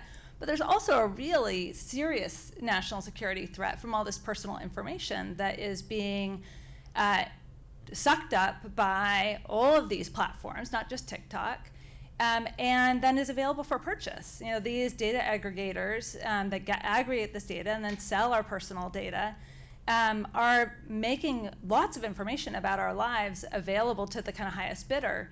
And that information is ultimately a real national security threat. So I think it's the tip of the iceberg. It's one small piece, and I think to try and ban TikTok, to try and deal with that problem, and then sort of say mission accomplished, we can kind of go home and we solved the problem, I think we would be very misinformed to come to that conclusion. So, you know, and I also will say that my kids tell me that it'd be the most unpopular thing ever. Oh my God, yes. And like you'd be voted out of office immediately. My daughter keeps turning to me with every they have this incredible marketing campaign. She's like, see mom, did you see how great that was? Jameel, you would say no, right? Or you have argued no. Yeah, I mean, I don't think that we should ban TikTok on the basis of the arguments that the government has offered thus far. I mean, maybe there are a set of facts that would lead me to conclude that banning TikTok is necessary, but first, I think there are, you know, all over the world, there are governments invoking national security as a justification for shutting down their citizens' access to media. And I think we should be very wary about going down that road, about giving our government that kind of power. I think it would be a gift to all of those authoritarian regimes if we banned TikTok, because they would all point to it in the same way as they point to President Trump's language about fake news. You know, it would become a justification, or at least a pretext, you know, for many other bad actors. But I also think that the arguments the government has offered thus far are just not very compelling policy arguments for banning TikTok, because as Rana and Ona have already said, you know, there are other policy options available to the government. If the concern is the collection of data, then privacy regulation is a straightforward way of addressing that concern, and it would have the side benefit of addressing it not just with respect to TikTok, but with respect to other actors as well. And if the concern is disinformation, I think we should be, you know, think carefully for the reasons that Secretary Johnson has already said about giving the government the power to ban our access to information on the grounds that the information is disinformation. You know, this is a kind of core proposition of the First Amendment, and maybe a core proposition of our democracy, that it is ultimately up to individual citizens to decide for themselves what information is worth listening to, what information is true. There are obviously downsides to that, but it is, you know, the core commitment of an open society is, you know, or a democracy anyway, is allow citizens to decide for themselves what's worth listening to. And I think that means that if the concern is disinformation, we have to go about addressing that concern in different ways, not through censorship, but through competing information. The government can put out its own information, explain why TikTok is a vector for Chinese disinformation, if it is. There are also transparency requirements that the government could impose on actors like TikTok that might make it easier for us to understand how information is traveling on TikTok, whether the platform is in fact a vector for disinformation. I think there are other options available to us. So, no, I would not support a ban of TikTok. So I worry anytime there is in Washington a political stampede all in one direction on both sides of the aisle simply so that we can look tough, in this case on the Chinese, and you have just two members of Congress, AOC and Jamal Bowman, willing to say, wait, slow down. I worry about an environment. That's a poor environment to make policy, to make important decisions like this. If I had to decide this question, I'd say to the intelligence community, bring me, whether I'm the president or in Congress, bring me a really sober assessment of the extent to which the Chinese government has or can infiltrate TikTok and influence its content, and the extent to which they have or they can extract private data of Americans off of TikTok, and then make a judgment. It's one thing, in my view, to ban TikTok from .gov, .mil. I think that's a relatively easy question. I don't know why anybody would be using TikTok on .mil anyway. But on the larger question of taking it away from hundreds of millions of Americans, first of all, I'm not even sure that's practical. I don't know how that would work. I think we have to be really careful and slow down, take a breath, and understand what I'm convinced most members of Congress who are screaming about this probably don't even understand what they're talking about. So yellow flags, caution. Interesting. There was a Washington Post article that talked about we should be focusing more on cybersecurity leaks rather than the threat of TikTok.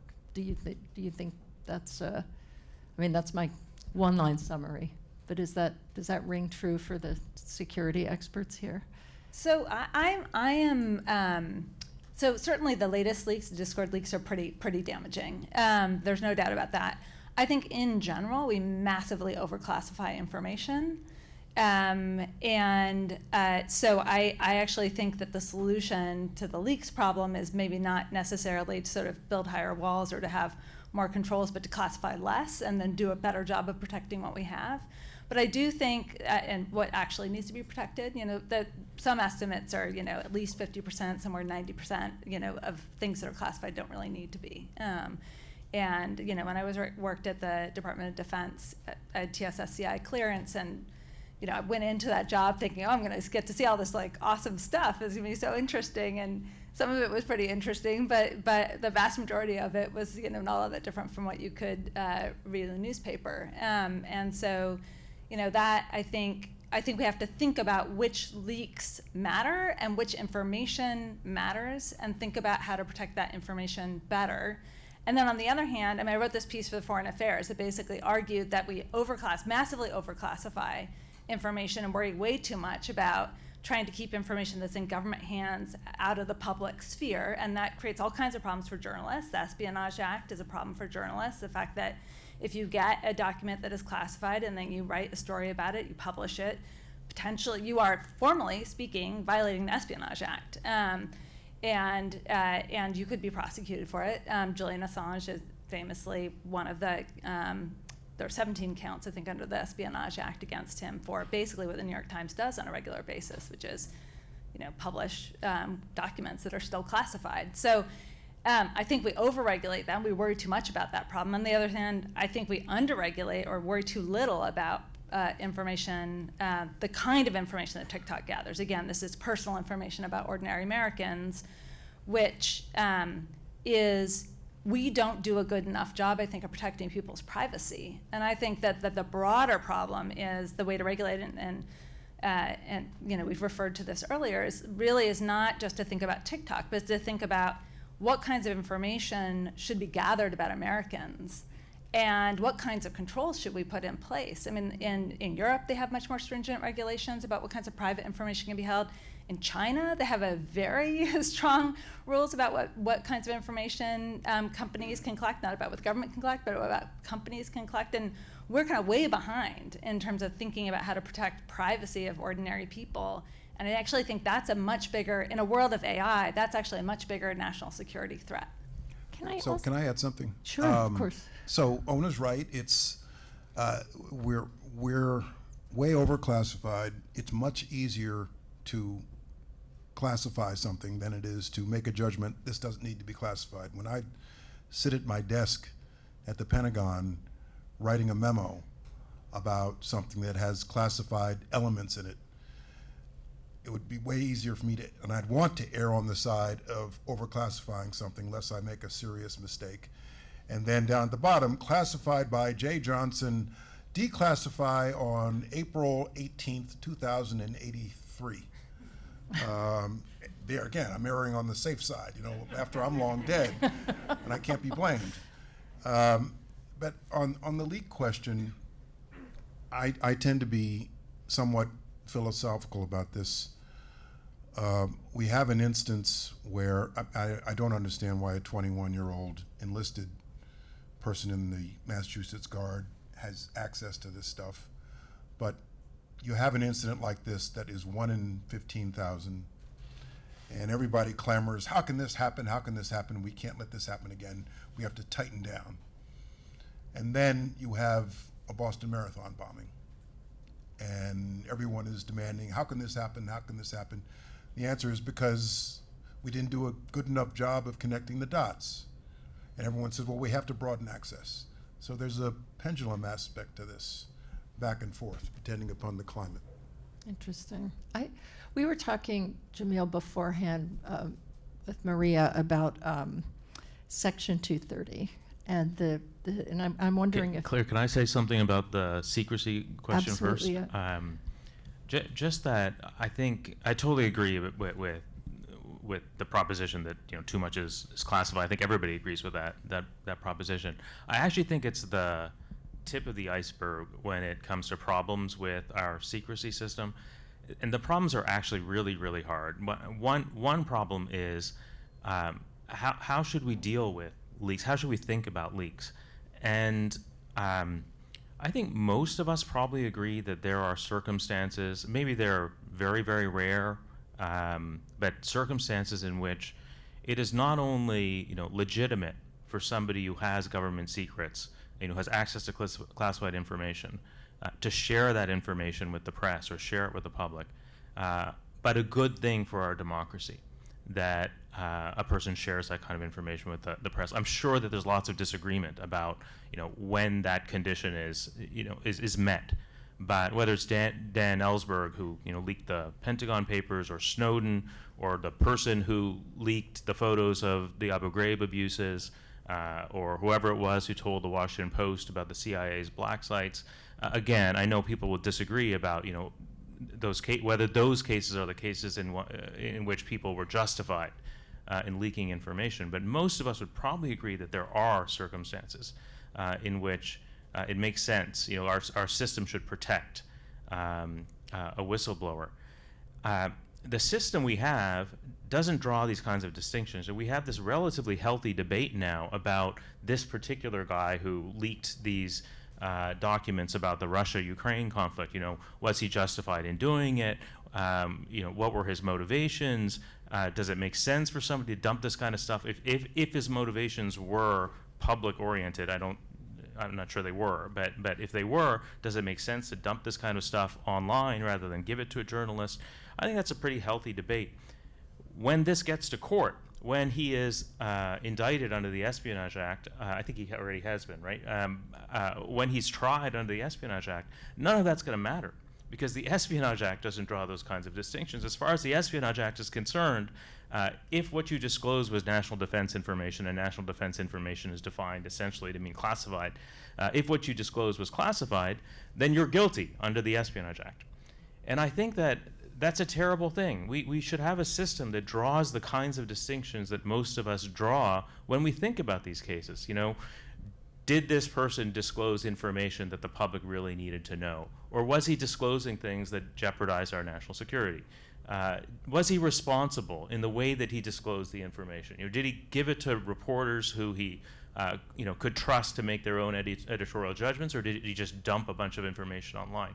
And again, we can disagree about what the factors are, but the point is, when we have these conversations publicly about leaks, we have a kind of broad-ranging conversation that references these kinds of considerations.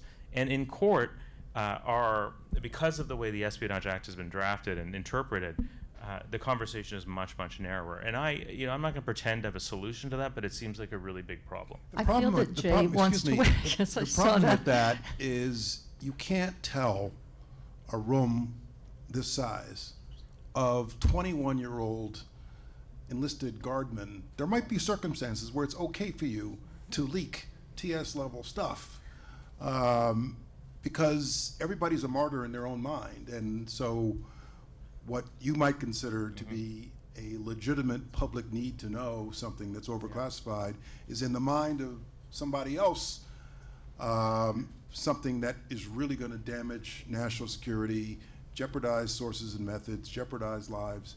And so you can't, I don't know how you codify the principle you just stated.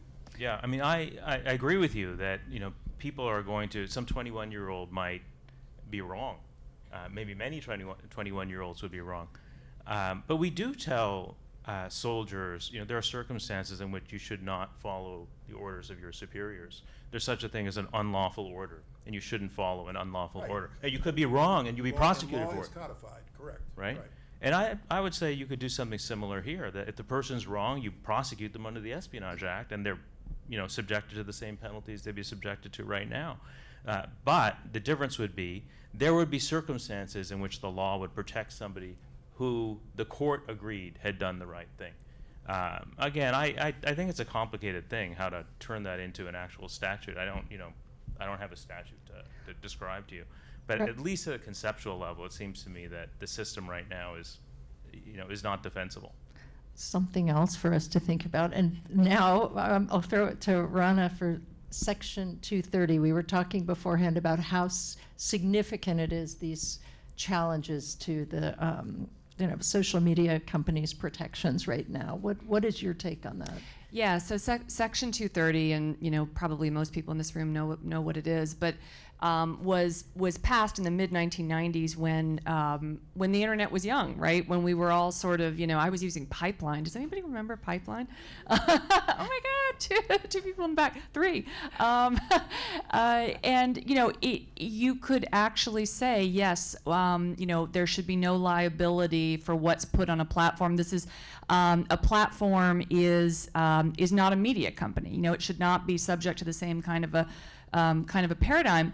Well, things have changed since then, right? And I wrote in my second book, I think we definitely do need tweaks to Section 230. There have been tweaks, and I suspect there will be many more. I've come, though, since I wrote the second book, I've come to think that there is not going to be one silver bullet regulatory solution for the problem of big tech, or monopoly power in any industry, actually. And I think we've talked a lot about different ways of going at this. Section 230 and some limits on that. I'm not 100% in the let's overturn 230 camp. Are needed. Privacy laws are needed. Europe is doing interesting things. Algorithmic auditing is needed. Definitely antitrust is a major tool here. But I think that we're going to need to employ everything in the arsenal. And I do worry that we start looking at 230 as, this is going to solve everything. And in fact, it's going to open up, other issues. Do you think that, to some extent, all of these cases, that the ones we were talking about earlier, Jameel, and then 230, right, are focused on both social media companies sort of claiming to wanting a First Amendment status, wanting some protection, right, and also not wanting to be limited at all, right, to have their to lose their protections. I mean, isn't understanding how we classify their responsibility ultimately, and whether they're, do they deserve the same sorts of protections that journalistic organizations have is essential. And Ona, yeah, I just have a quick thought on this. I mean, I've been lately dealing with Section 230 because I've been thinking about the question of whether there's any forms of legal liability for Russian propagandists who have been, crucial to the Russian war effort. And so I've been doing legal research into, like, is there any way to hold these propagandists and people who are very close to Putin, who are running these news media organizations that are both closing out the role for any kind of independent media in Russia, but also playing a significant role in generating media, and then it's being amplified on all kinds of platforms in Ukraine, around Europe, and elsewhere.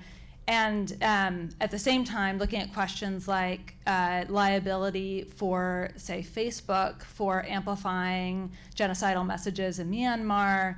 And the truth is that under Section 230, it's such an extensive set of protections for platforms that there's no kind of accountability, even in instances where there's information that's online on their platform that's being amplified, and sometimes their algorithms are really amplifying this information that is leading sometimes to atrocity crimes. There's no real easy way to hold them liable under Section 230 basically sort of says, like, you can wash your hands of it.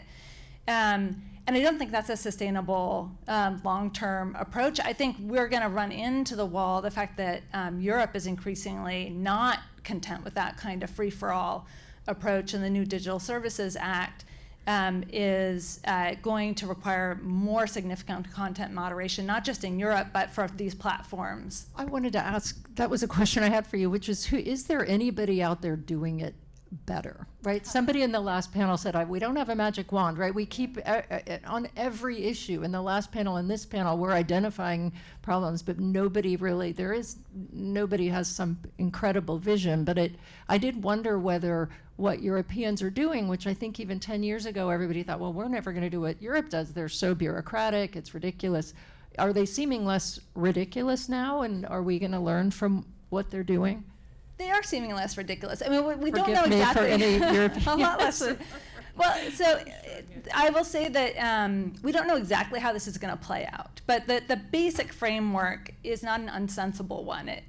So the basic framework is platforms can put all this information out there, but if they're notified that the information on their platform is illegal, they have to take it down relatively quickly. And there's trusted actors who can flag information that's illegal. Now, exactly how this is going to work is as yet unclear, right? So government trusted actors. I mean, to Jay's point. Or no, I mean it will be exactly who these actors are going to be is yet to be determined. But they're probably not going to be sort of government employees or a government organization. They're going to be flagged by sort of what they're saying is trusted actors. So what exactly that means is not entirely clear. And then you're able to contest a kind of takedown. So if you get flagged, your information gets taken down, you can contest it and get it put back up. How quickly you have to take it down, how manifestly illegal does it have to be? Who gets to decide if it's legal or illegal? Like, these are questions that, with a lot with the Digital Services Act, which has been enacted but doesn't go into force, I think, for another year now.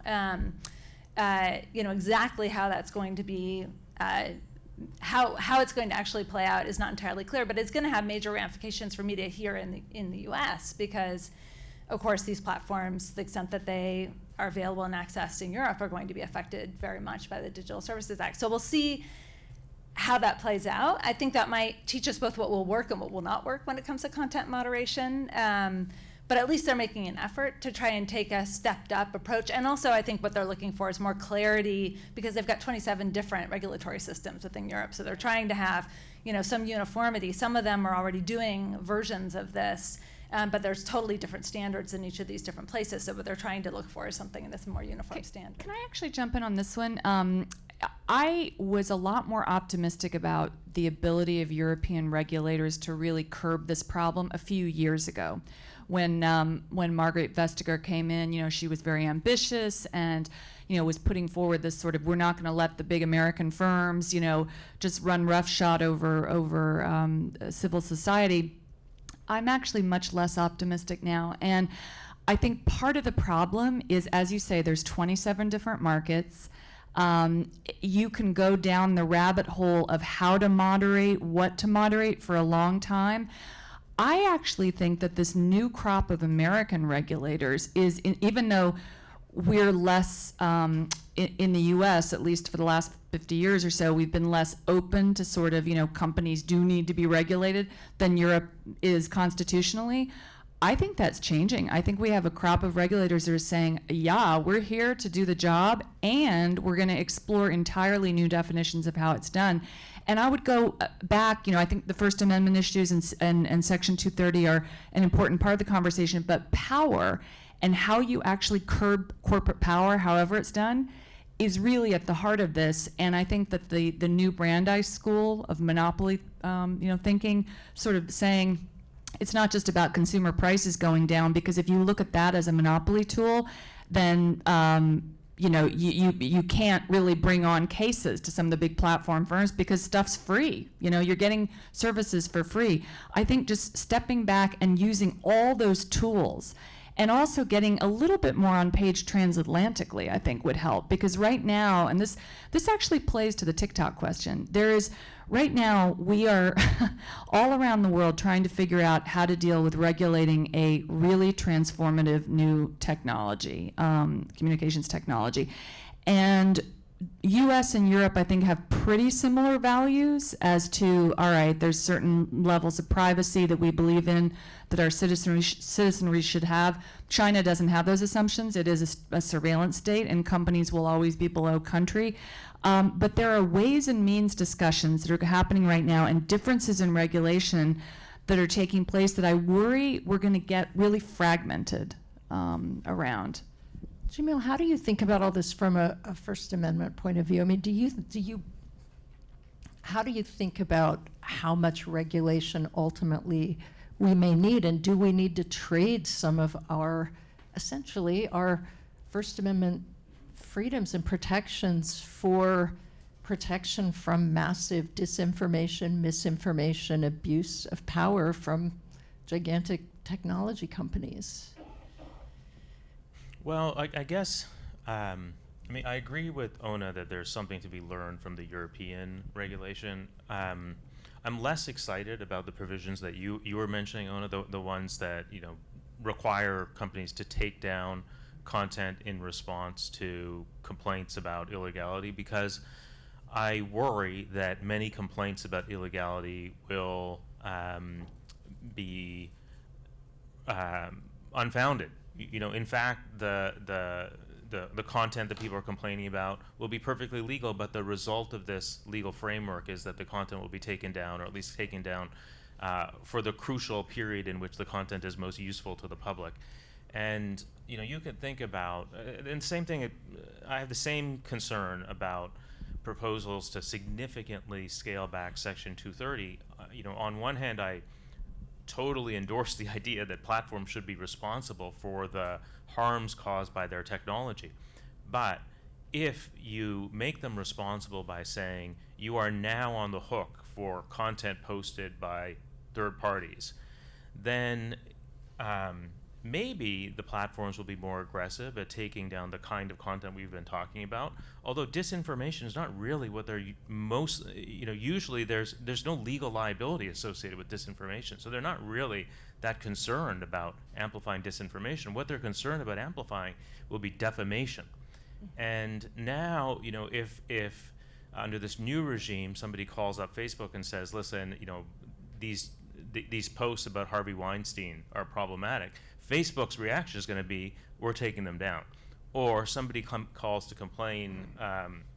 Twitter to complain about a Human Rights Watch report that alleges that a particular corporation was engaged in abuses overseas.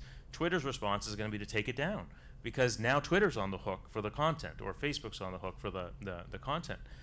And I find it very difficult to know exactly how all this is going to play out, but I don't think it's going to be as straightforward as some advocates of broad reform to 230, think it is. I think it's going to be really, really messy. And it seems to me that there are more promising policy avenues. We've talked about some of them already. I've mentioned them already. Privacy and interoperability and transparency. Antitrust is another one. None of these things is going to be a silver bullet, but all of them would have a non-negligible effect on the kinds of problems we've been talking about. If you limit the information that platforms can collect about individuals, it means that different kinds of information, the kinds of sensational or extreme information that now get amplified won't get amplified to the same extent.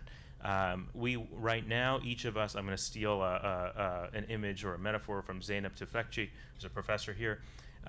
She wrote a long time ago that each one of us sees social media through a straw, through our own straw, which is true. We think about it as the public sphere, the digital public sphere, but each of us sees only a little piece of the digital public sphere because what's fed to us is very different from what's fed to other people. You get the public sphere that Facebook wants you to get. And the person sitting next to you gets a very different public sphere because their public sphere is a function of the information that Facebook has collected about them. But if you limit the kinds of information that platforms can collect about individuals, then at least at the margins, we would move back towards a common public sphere and move away from this situation where each of us is interacting with our own world created by the platforms on the basis of information they've collected about us. Go ahead. I just want to add one. So we nearly always agree, but this is one thing I think on which I think we have some slight disagreement, which is, I think the fundamental question we face in this modern era is, the traditional vision was you fight misinformation with more information, right? So, somebody's saying something that's clearly inaccurate, you battle that by putting out accurate information, and that's ultimately going to win out, and that's the way to solve, the crisis of democracy and make sure the information is correct information ultimately will win out. And I think the problem is, and we heard this from the last panel a bit, like disinformation actually is sometimes kind of more fun, and like it gets amplified because people interact with it, and that's sometimes the information that wins out. And lots of social science research has shown that it actually is not true, that if somebody hears a lie and then they hear information disproving that lie, that actually has the effect of, in many cases, of amplifying the person's memory of the lie and their belief that it's true. And so it's not clear that fighting misinformation with accurate information is going to be the solution. And so if that's true, then what do we do about it, right? And then that's a question where we get to this, what sometimes, the dirty word of content moderation, and I think you're completely right that this is extraordinarily difficult, and we're going to see if the European regulators find some way to deal with the problems that you've described, and I think they have some ideas about the way forward, although they haven't given us details about what that's going to look like. But this is a problem I think we have to face in the modern era, and I don't know that I have the confidence you do that just having a free information environment is enough in this modern era. I was struck by. Oh, go ahead, Jay. We lawyers we are drawn to finding regulatory solutions to this problem. I think ultimately the answer to this problem we're discussing is better arming the public to discern what's bullshit and what's not, and which is why I've been a proponent of the NewsGuard principle, where you have private organizations that are available to these platforms that will essentially give a good housekeeping seal of approval or non-approval to various sources of news. So when you go on Google or whatever and you see something from I'm making this up, Poughkeepsie Inquirer, that looks like conventional news, but it's not. It's overheated racist rhetoric. There'll be a flag that says, this is not a trusted source, which will steer people away from it when they look at it. So it's all made me wonder too, in the last panel, this notion of creativity, right? And the need to get more creative with what we're doing and kind of, and maybe even look, it's made me wonder in terms of regulation and laws and everything we're discussing, are we somehow looking ahead enough, or are we using the tools from yesterday to try to figure out what's happening right now that we can't even see? But, it would be hard to regulate somebody, the appeal of somebody on TikTok passing on information that, to my daughter. And so I just wonder how we grapple with that and getting more creative about some of the legal and regulatory solutions as well as the journalism. I completely agree with that. I think that we have to go back to first principles in some ways, because we're sort of chasing the problem, and we're always a little bit behind the problem. The problem is we are living in a world in which 80% of all corporate value, if you look at kind of what is on the balance sheet of big corporations, is held in the top 10% of companies that have the most data and intellectual property. This is a data economy. Companies that can mine data, that's where the value is. So let's think about data. Let's think about what kinds of data should be collected, can be collected, how that can be seen more transparently, how it can be shared. I mean, one interesting example, actually, and kind of a heartening example, I don't know if you all remember the Google Sidewalk project. That was a project, they actually disbanded it, I think a couple of years ago, maybe it was pre-pandemic. It was a project in which Google was going in actually to various cities, Toronto, a bunch of other ones around the world, and essentially wiring up with sensors, vast swaths of downtowns, and they owned all the information in that space. Now, the trade-off was, hey, we're going to give you all these great insights, Toronto government, about how people use electric grids and traffic patterns and things like that. And a bunch of activists and journalists got together and started really, publicizing this story. And there was a lot of great local journalism around it, actually. And people kind of woke up, and finally the Toronto government woke up and said, wait a minute, maybe actually some Canadian companies are going to want access to this, maybe some smaller companies, maybe the public citizenry will say, we don't want this kind of data collected.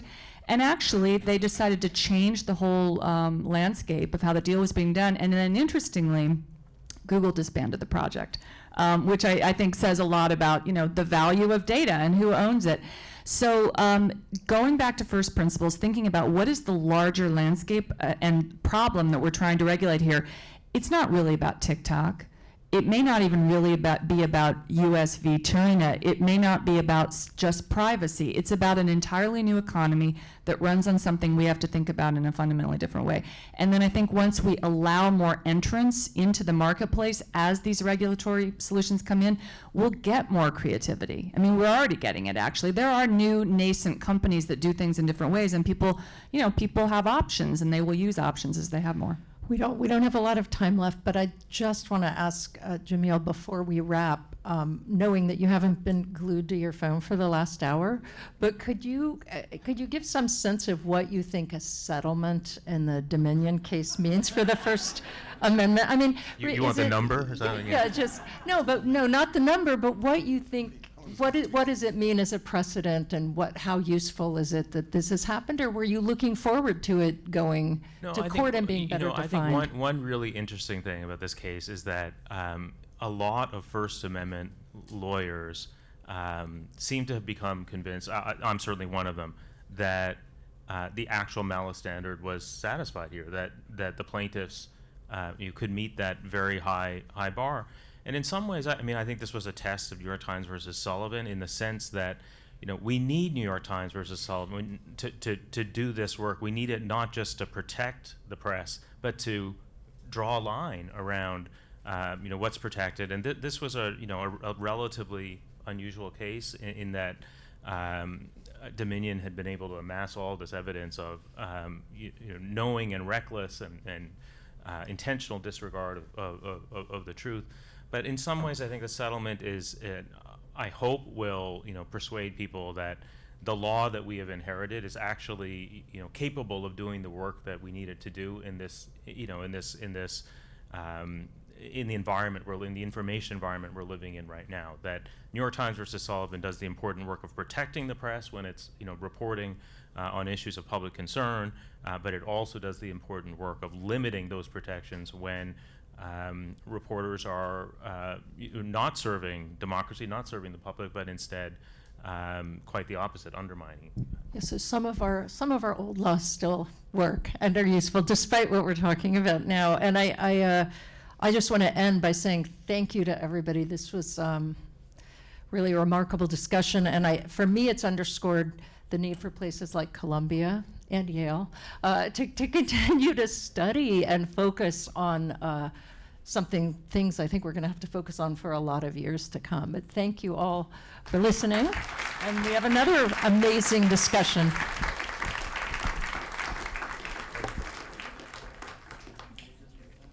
Thank you so much, Catherine, and thank you to the panel.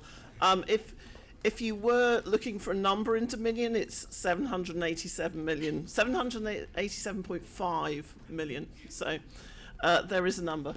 We just have a second while we reset the stage for our final part of the program. When I was asked by a colleague to imagine, sometimes when we're thinking about events and we're thinking about bringing people to Columbia, we say, what's our moonshot? What is the thing we would most like?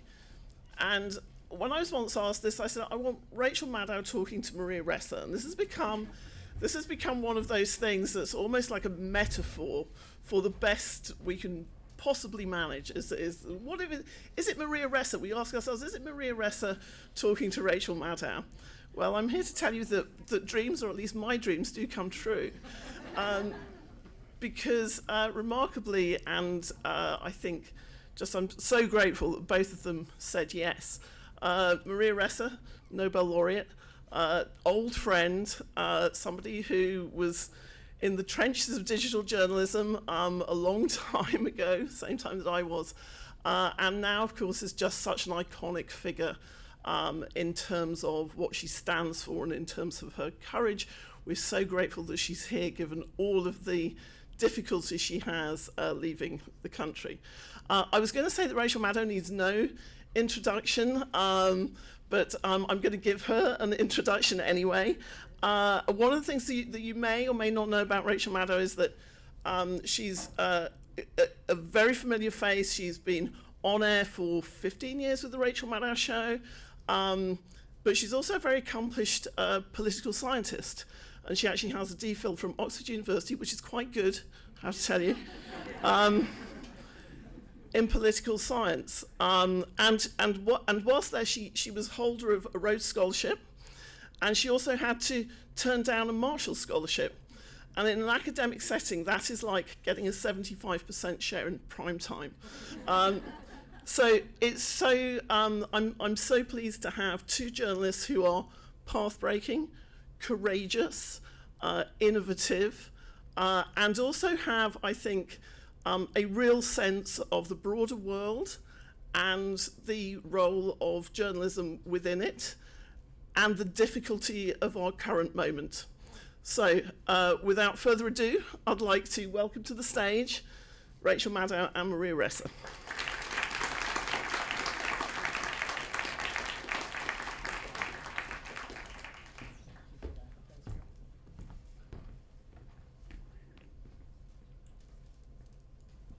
When Emily told me that same anecdote about us being the moonshot, I told her she needs to dream bigger.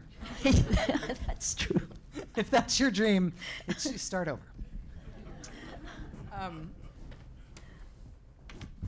Because I am verbose and don't want to talk about myself at all, I'm going to start by talking about you. Are you taking a picture of me? I am. That's awesome. You actually reporting on this right now? All right, I promise this won't go on forever. It was 20 years ago now that it came out. It was called Seeds of Terror, an eyewitness account of Al-Qaeda's newest center of operations in Southeast Asia.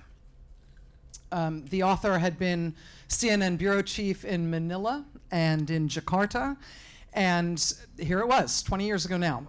Her eyewitness account of the evolution of Al-Qaeda after 9/11 That book was based, among other things, on her personal interviews with terrorists themselves and with their family members. And that was the not dangerous part of her career, it turns out. That was the cushy part of her career. After her years running those bureaus at CNN, after running news operations for the largest broadcast news organization in the Philippines with 1,000 journalists under her purview, in 2012, she founded a digital-only news organization, a groundbreaking, far-sighted, optimistic about social media news organization called Rappler. She founded that in 2012, and then things happened fast. In 2016, the Philippines elected dictator, Rodrigo Duterte, who started killing civilians literally by the thousands. By 2017, Duterte was using his State of the Nation address to excoriate Rappler by name, calling Rappler an enemy of the people, saying they were somehow secretly foreign. By 2018, Maria Ressa, the founder of Rappler, was wearing a bulletproof vest. And I should tell you, and Emily mentioned this, that Maria is here today not at all out of the woods in terms of her legal jeopardy. When a country issues an arrest warrant for its most prominent and accomplished journalist, you know that something is wrong. There have been 10 arrest warrants issued for Maria. She is also, you might have heard, the recipient of the Nobel Peace Prize, co-recipient along with Dmitry Muratov from Novaya Gazeta, which, since the prize, has been chased out of Russia.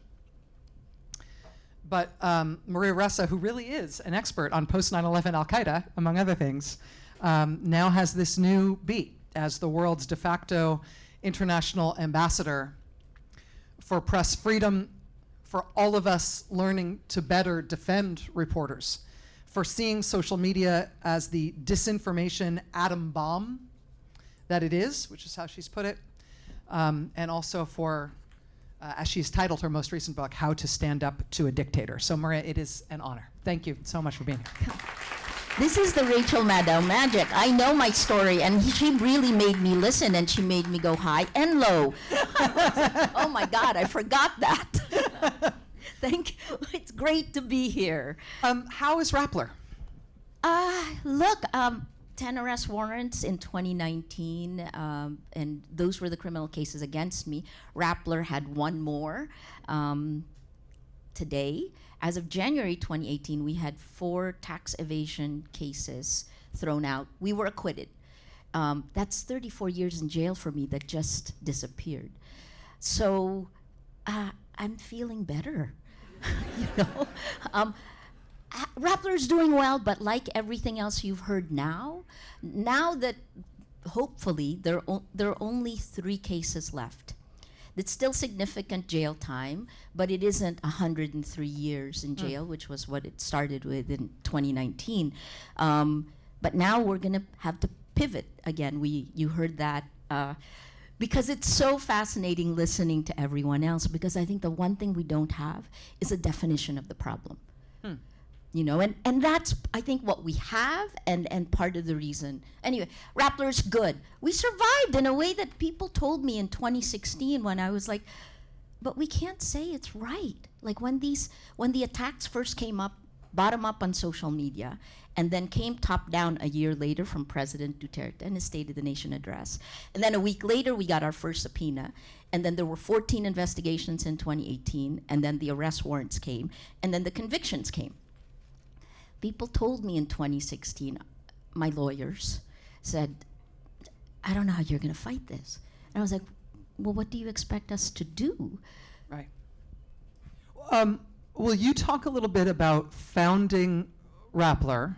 And I described it as having a sort of optimistic view, an idea that social media and that the new Rappler is formed as a digital-only organization. There's no physical copy of Rappler.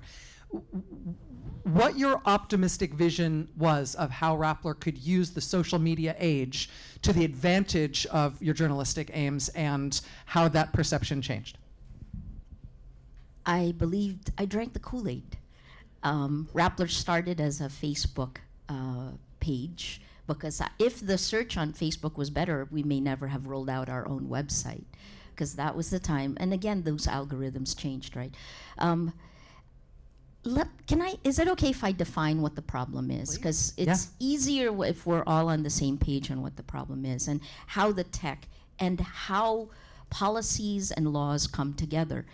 Think about this phone as a way to, as you've heard, gather data, right? But every time you post something, I'm going to use Facebook because 100% of Filipinos on the internet are on Facebook. Facebook is our internet. So every time you post on Facebook, it uses machine learning to take all of everything you post and then use predictive analytics to create a model of you that knows you better than you know yourself, because it has all your relationships, it has everything that you have posted, and then it extrapolates, right? Then after that model comes in, AI, so let's say all of us are on Facebook. You probably got off, but let's say all of us are there. Then AI comes in, and this is critical because this is the first generation AI contact at mass scale. AI comes in and takes all those models and gathers it together. That's the master database that is used for micro-targeting. Okay, it's also used for different things and think about algorithm as just opinion in code. We replicate, if we were replicating Rachel Maddow 1,000,000 times, that would be better, but if we're replicating something that is meant to just keep you scrolling. All right, so now get rid of the word model and use the word clone. So so essentially the companies say they're cloning us and then they own it because they cloned us, right? Did you give approval for that? When we talk data privacy today, it isn't about whether you're going to give them your email or your phone number. It is about whether your clone can be owned by whatever app you're using, right? So then that's where you have your data privacy, user safety, antitrust, content moderation. These are not separate things. They're all the same things. Why is the micro-targeting dangerous, and why you've talked about how we should think about micro-targeting as behavior modification? Can you explain that? Yes, because this is not advertising. So this is also the flattening of meaning that Sophia Noble has written about, right, which has gone into identity politics. It has gone into the flattening of meaning in here is everyone calls it advertising. But the old advertising, we all see the same thing in the same space. The old advertising was manipulative in its way, but just like television journalism is a bit more manipulative than print journalism, because you sights and sounds and it engages your emotion, micro-targeting is not advertising at all because it knows your fears, it has you in data. And think about that, right? An Excel sheet, which is the way we're still thinking, is very different from big data. And the big data of an Uber or Lyft or Airbnb, it's cool when we say it's innovative. But the big data of information,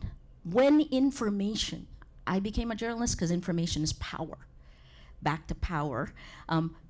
When it is information and you leave it in the hands of private companies to take your clone and address, what do? They keep you scrolling. How do they keep you scrolling in this attention economy? You heard this a little while before. Outrage. This is not just an attention economy, it's an outrage economy. And so some stats, MIT, look, we felt this. We had the data in Rappler in 2016, which was part of the reason we were attacked. Because when you do data journalism, it doesn't spread, right? It doesn't distribute on social media because, and here's the 2018 study of MIT, because these tech companies spread lies at least 6 times faster than facts. That's fundamental to our value system. It's like you told your child, lie, I'm going to reward you. Keep lying, I'm going to reward you. What kind of person does that grow into? The cascading failures we are dealing with, and they're on every face, right? If you look at behavior, this is mildly addictive. Great book called Dopamine Nation, which actually focuses on Americans. But But not only is it mildly addictive, it steals time and meaning from your kids, right? So what happens with our kids? They're more depressed, higher incidence of suicide, also higher incidence, and this is from Facebook's own internal document that was released by Frances Haugen, one of 10,000, among teenage girls on Instagram, higher levels of eating disorders, right? Small things. So anyway, you go back to that, or the behavior modification system.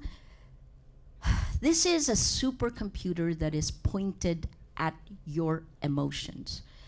Daniel Kahneman is here, thinking fast, thinking slow. Journalism is a thinking slow process. I loved, it was really cool to listen to my life in a way I hadn't heard yet before. That's the skill of a journalist. And it takes our careers to learn how to put bits and pieces together in a way that appeals to you. But that AI can do it in 20 seconds, right? But it won't create it. It can hallucinate it. Back to that one, the behavior modification. Information operations, information warfare. Please don't call it misinformation. I think that's partly the reason. I keep wondering why American journalists use misinformation when in the end, what's dangerous and manipulative is disinformation, right? Yuri Andropov, former KGB chairman, said, "Disinformatia is like cocaine. You take it once or twice, you're okay. But if you take it all the time, you become a changed person." We are changed people. I've seen this, I've lived through it in the Philippines. And then that's the first step for why a behavior modification system, what seems kind of like the old world still is not. It just uses the same words, but it attacks you differently. So can I jump to AI on? Sure. Yeah. So this is the first generation AI, and we haven't dealt with those problems yet, right? How are we going to stop that? It should be, because it isn't just the tech companies that abdicated responsibility for protecting the public sphere. It's also governments. How can you not protect us? I've heard free speech advocates, American ones, say, well, do you want the tech companies to be the ones to do that? Guess what, guys? They already have. They changed the value system to spread lies over facts. We journalists don't stand a chance in this environment. You're bored by what we do, no matter how great the journalism is. And we see it in and it's gotten worse over the years. Because why? Like Rana, but like she said, it's surveillance capitalism. It just makes more money. But there's an age-old dynamic in journalism between the tabloids and the broadsheets, right? And so when we talk about in the social media environment, you've got, as you say, hate, division, outrage, and anger spreading much faster than boring old true stories. That is related to the old idea of sensationalism in the press being something that sells more easily.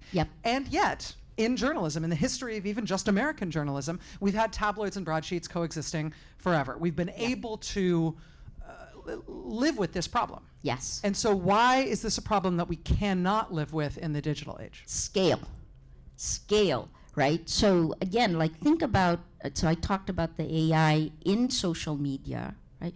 Now think about what's gonna happen next. I actually think, let me not tell you what I think, let me tell you what the experts in AI actually have said. In August 2022, this is what's already rolled out December last year. In August 2022, there was a survey of about 1,000 AI engineers, the experts who are working on it. 50% of them said that there is 10% or greater chance of an extinction event for human beings if the AI as it stands is rolled out. And think about it like this, right? The reason why they also say we don't know, let me explain. I've really tried to sort this out, because we're playing with AI as well, of course, right? But you do it in private, right? Anyway, the reason why is, look at the scale. It's not even the old hockey stick of Silicon Valley. GPT-2, which is generations ago, the way it works is the parameters, right? So it's word by word by word. I am next to word by word, right?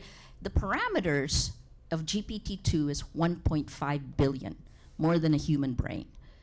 GPT-3, the parameters are 175 billion. GPT-4, which was released a few weeks ago, they haven't yet given us the parameters, and GPT-5 is coming up before the end of the year. This is exponential, exponential. You know, so imagine that. None of our laws fit in this thing. And it's extremely irresponsible. Like, I guess I was just with Tristan Harris. He was saying that, you know, it's kind of like you're being asked to get on a plane and you've been told that there's a 10% or more chance the plane will crash. Would you get on the plane? Or do you have the option of getting on the plane? Well, right now it's not. In your information, if this is the definitional question of our information ecosystem, we're not making decisions as to whether or not we're going to be individual users of this technology. This technology will define the world in which we are able to encounter information or not. And that's why I've gone as far, like in the Nobel lecture, I called what is being pumped to us toxic sludge, because it keeps us scrolling and makes them more money. But you have to look not just at the individual harms, because the harms come at 3 levels.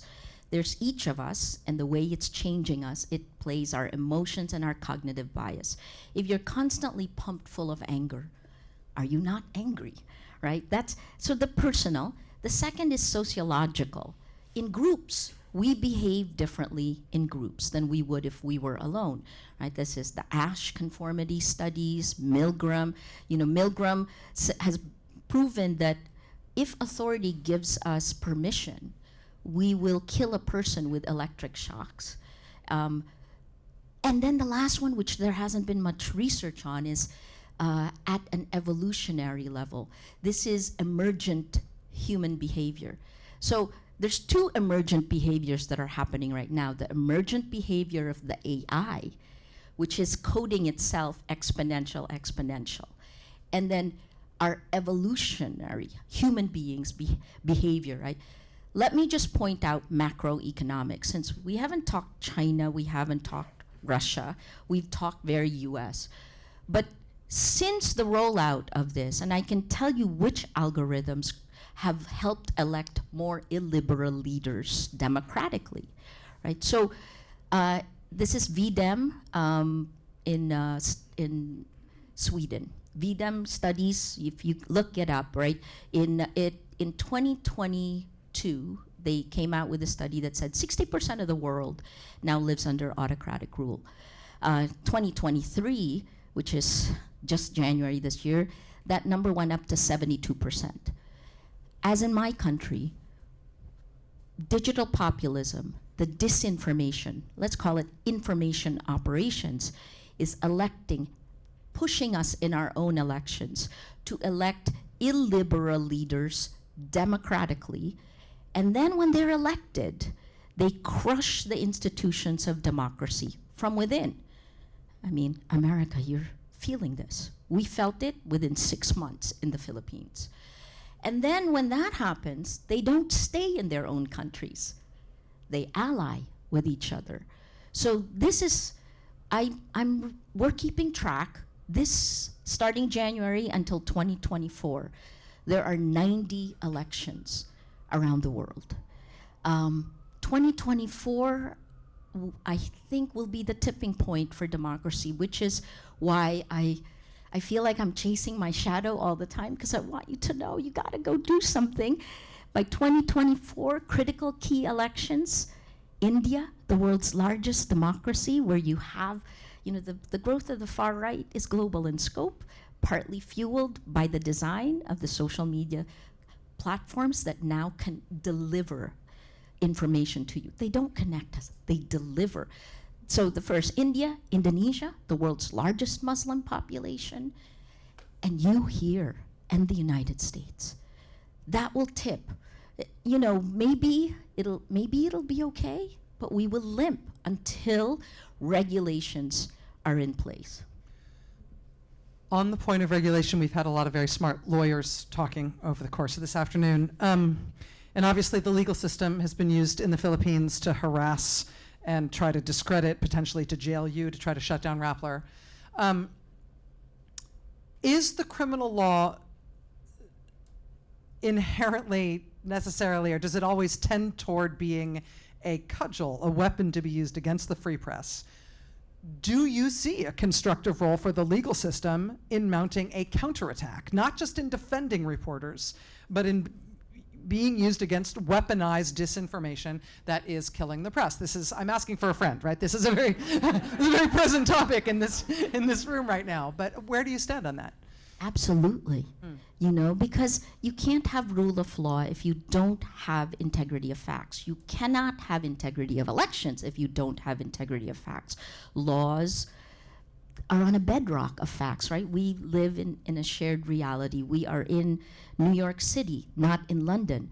But if this was virtual and I have, you know, an information operation pumping 1 million times, it's in London, people will say it's in London, right? So I'll give you the reason why I am optimistic and why the law is necessary, because when you're in the trenches, the way journalists are, the way we were in the Philippines, I hope no longer, but we still are. Anyway, what we did for our May 2022 elections is I realized that the long-term solution is education, which is why this institution is critical. The medium-term solution is legislation. I did spend a lot of time in the last 2 years in the EU helping shift, because I testified several times, but shifting it away from content, which is what we're used to algorithms, to data and technology. In the short term, we can't just give up, right? So in the short term, what we did in the Philippines was to come up with a whole of society approach, 4-layer pyramid. The 4th layer are lawyers, all the 4 major legal organizations in the Philippines from the left to the right. The 3rd layer are academic institutions that were studying disinformation, and we helped pump information to them that was processed, that they, on a weekly basis before our elections, told our public, instead of doing peer review papers, I was like, please tell the public first, then you can go get peer reviewed later. And so every week they told us who was winning, who was losing, what's the meta-narrative, who was being attacked. And the 2nd layer is the critical one, right? So the last 2 layers, the bottom layer, are journalists, news organizations, 16 of them, the first time we had ever worked together like this. Fact-checking. Fact checks don't spread on social media, right? So what was the 2nd layer? No one reads them in the first place, let alone passes them on. But you can. So here's what the 2nd layer is. The 2nd layer, we called it the mesh. If you saw that movie, Don't Look Up, on Netflix. Anyway, it's the mesh is how you prevent it, right? So in the mesh layer, there were, this whole 4-layer pyramid was about 150 different groups working together. The 2nd layer was civil society, NGOs, human rights groups. The church came in, businesses finally came in, and what we did essentially was an influencer marketing campaign for facts. We took the language of the social media companies and did a data-driven approach. Every day, our partners who in the mesh layer had to share the fact checks with emotion. And they couldn't use anger. And what we found, you can do an influencer marketing campaign for facts, especially when you have an election coming up. And you can also, here's the other part that was fascinating. We took over the information ecosystem of Facebook, and we found that inspiration spreads as fast as anger, which is why we're journalists, right? Yeah, and which is why storytelling skill is more than just a way to get ahead. It's a mitzvah. Recitation of facts. And in that mesh layer, we also had, artists, we had cartoonists, we had filmmakers who repurposed, like we all did a Creative Commons of this. We have to find some way of dealing with the lies. exponentialized today. To be clear, you think that legal action against the proponents of the lies, the people who are inventing the lies, seeding the lies, spreading the lies, you think that legal action against those actors is part of this multi-tiered response? Absolutely. Because, you know, in my book, How to Stand Up to a Dictator, you can look at Duterte, you can look at, but who's the biggest dictator? Who owns the majority of the world? Who makes the most money? Hello, Mark. You know, I mean, not to say any.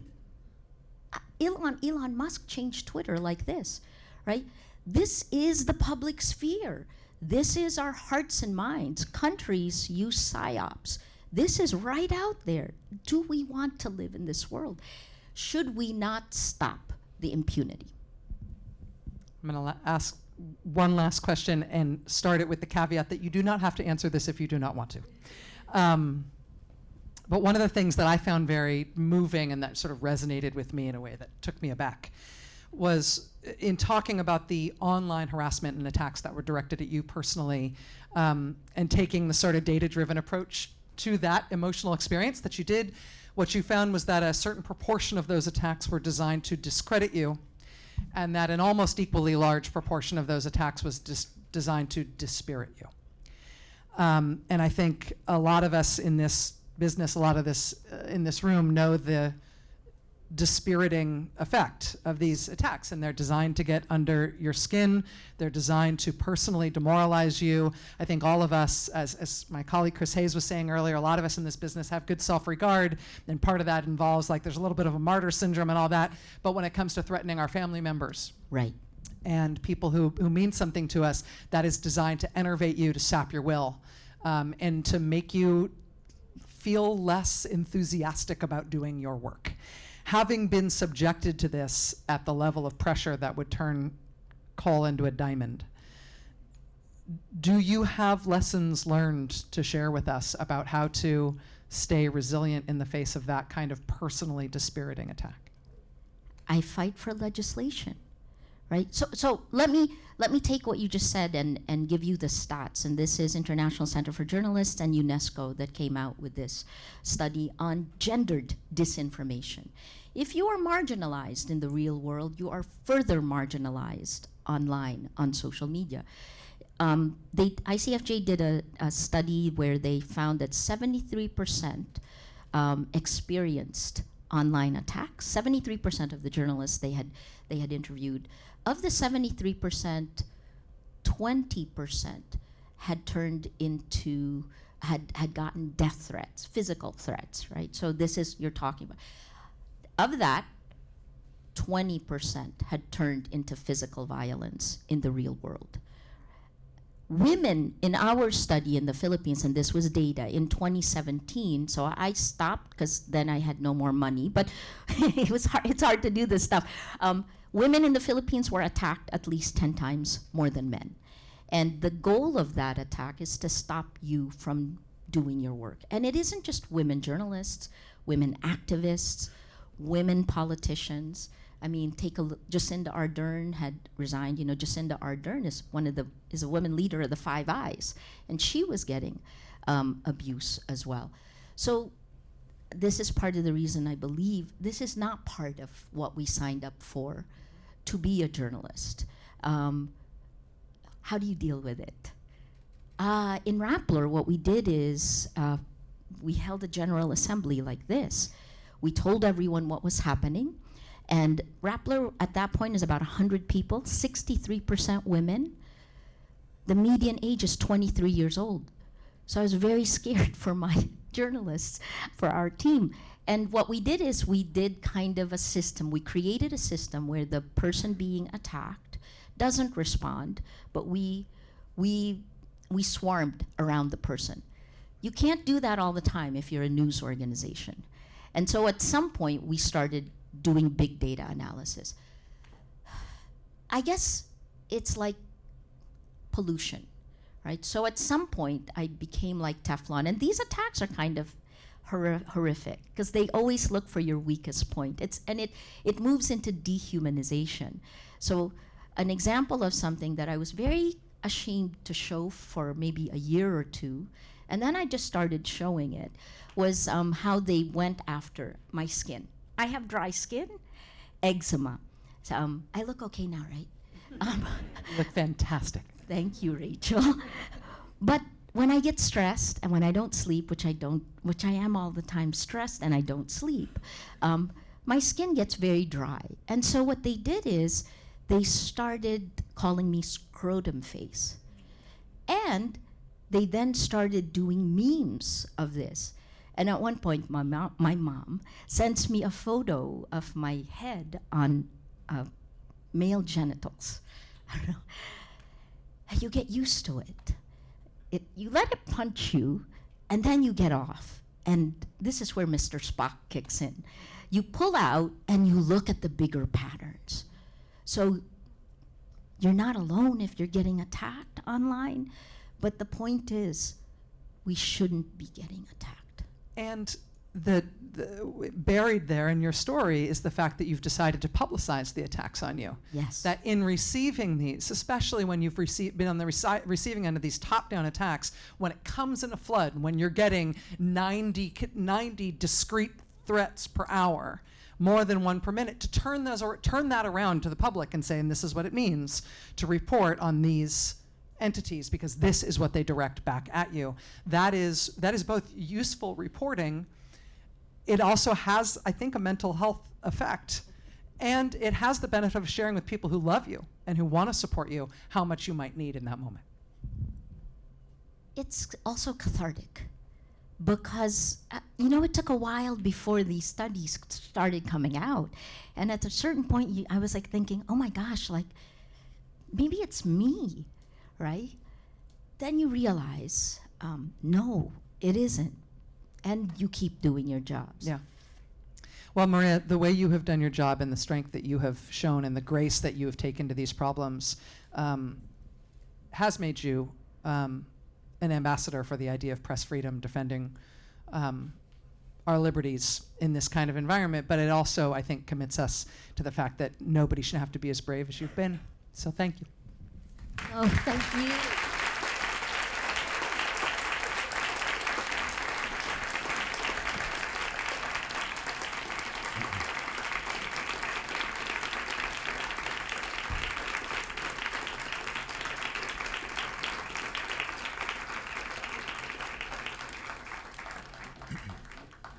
So I have been known to tell my students a piece of advice, which is learn to ignore compliments.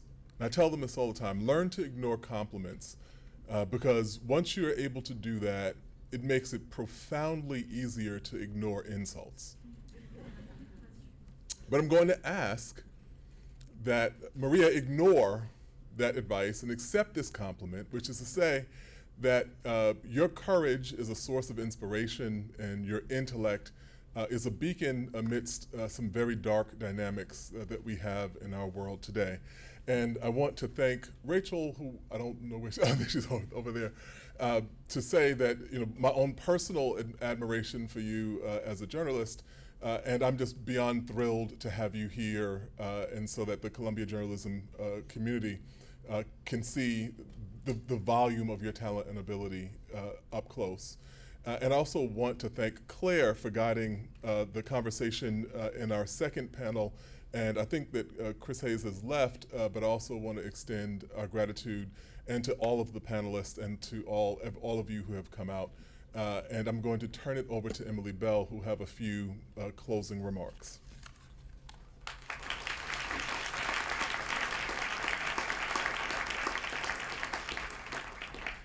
And in turn, I want to thank all of you for your attention and enthusiasm. I want to thank Dean Jelani Cobb. I want to thank President Bollinger because we have great leadership here which creates an environment which inspires. I feel like we heard some things today which weren't inherently optimistic about the state of the world.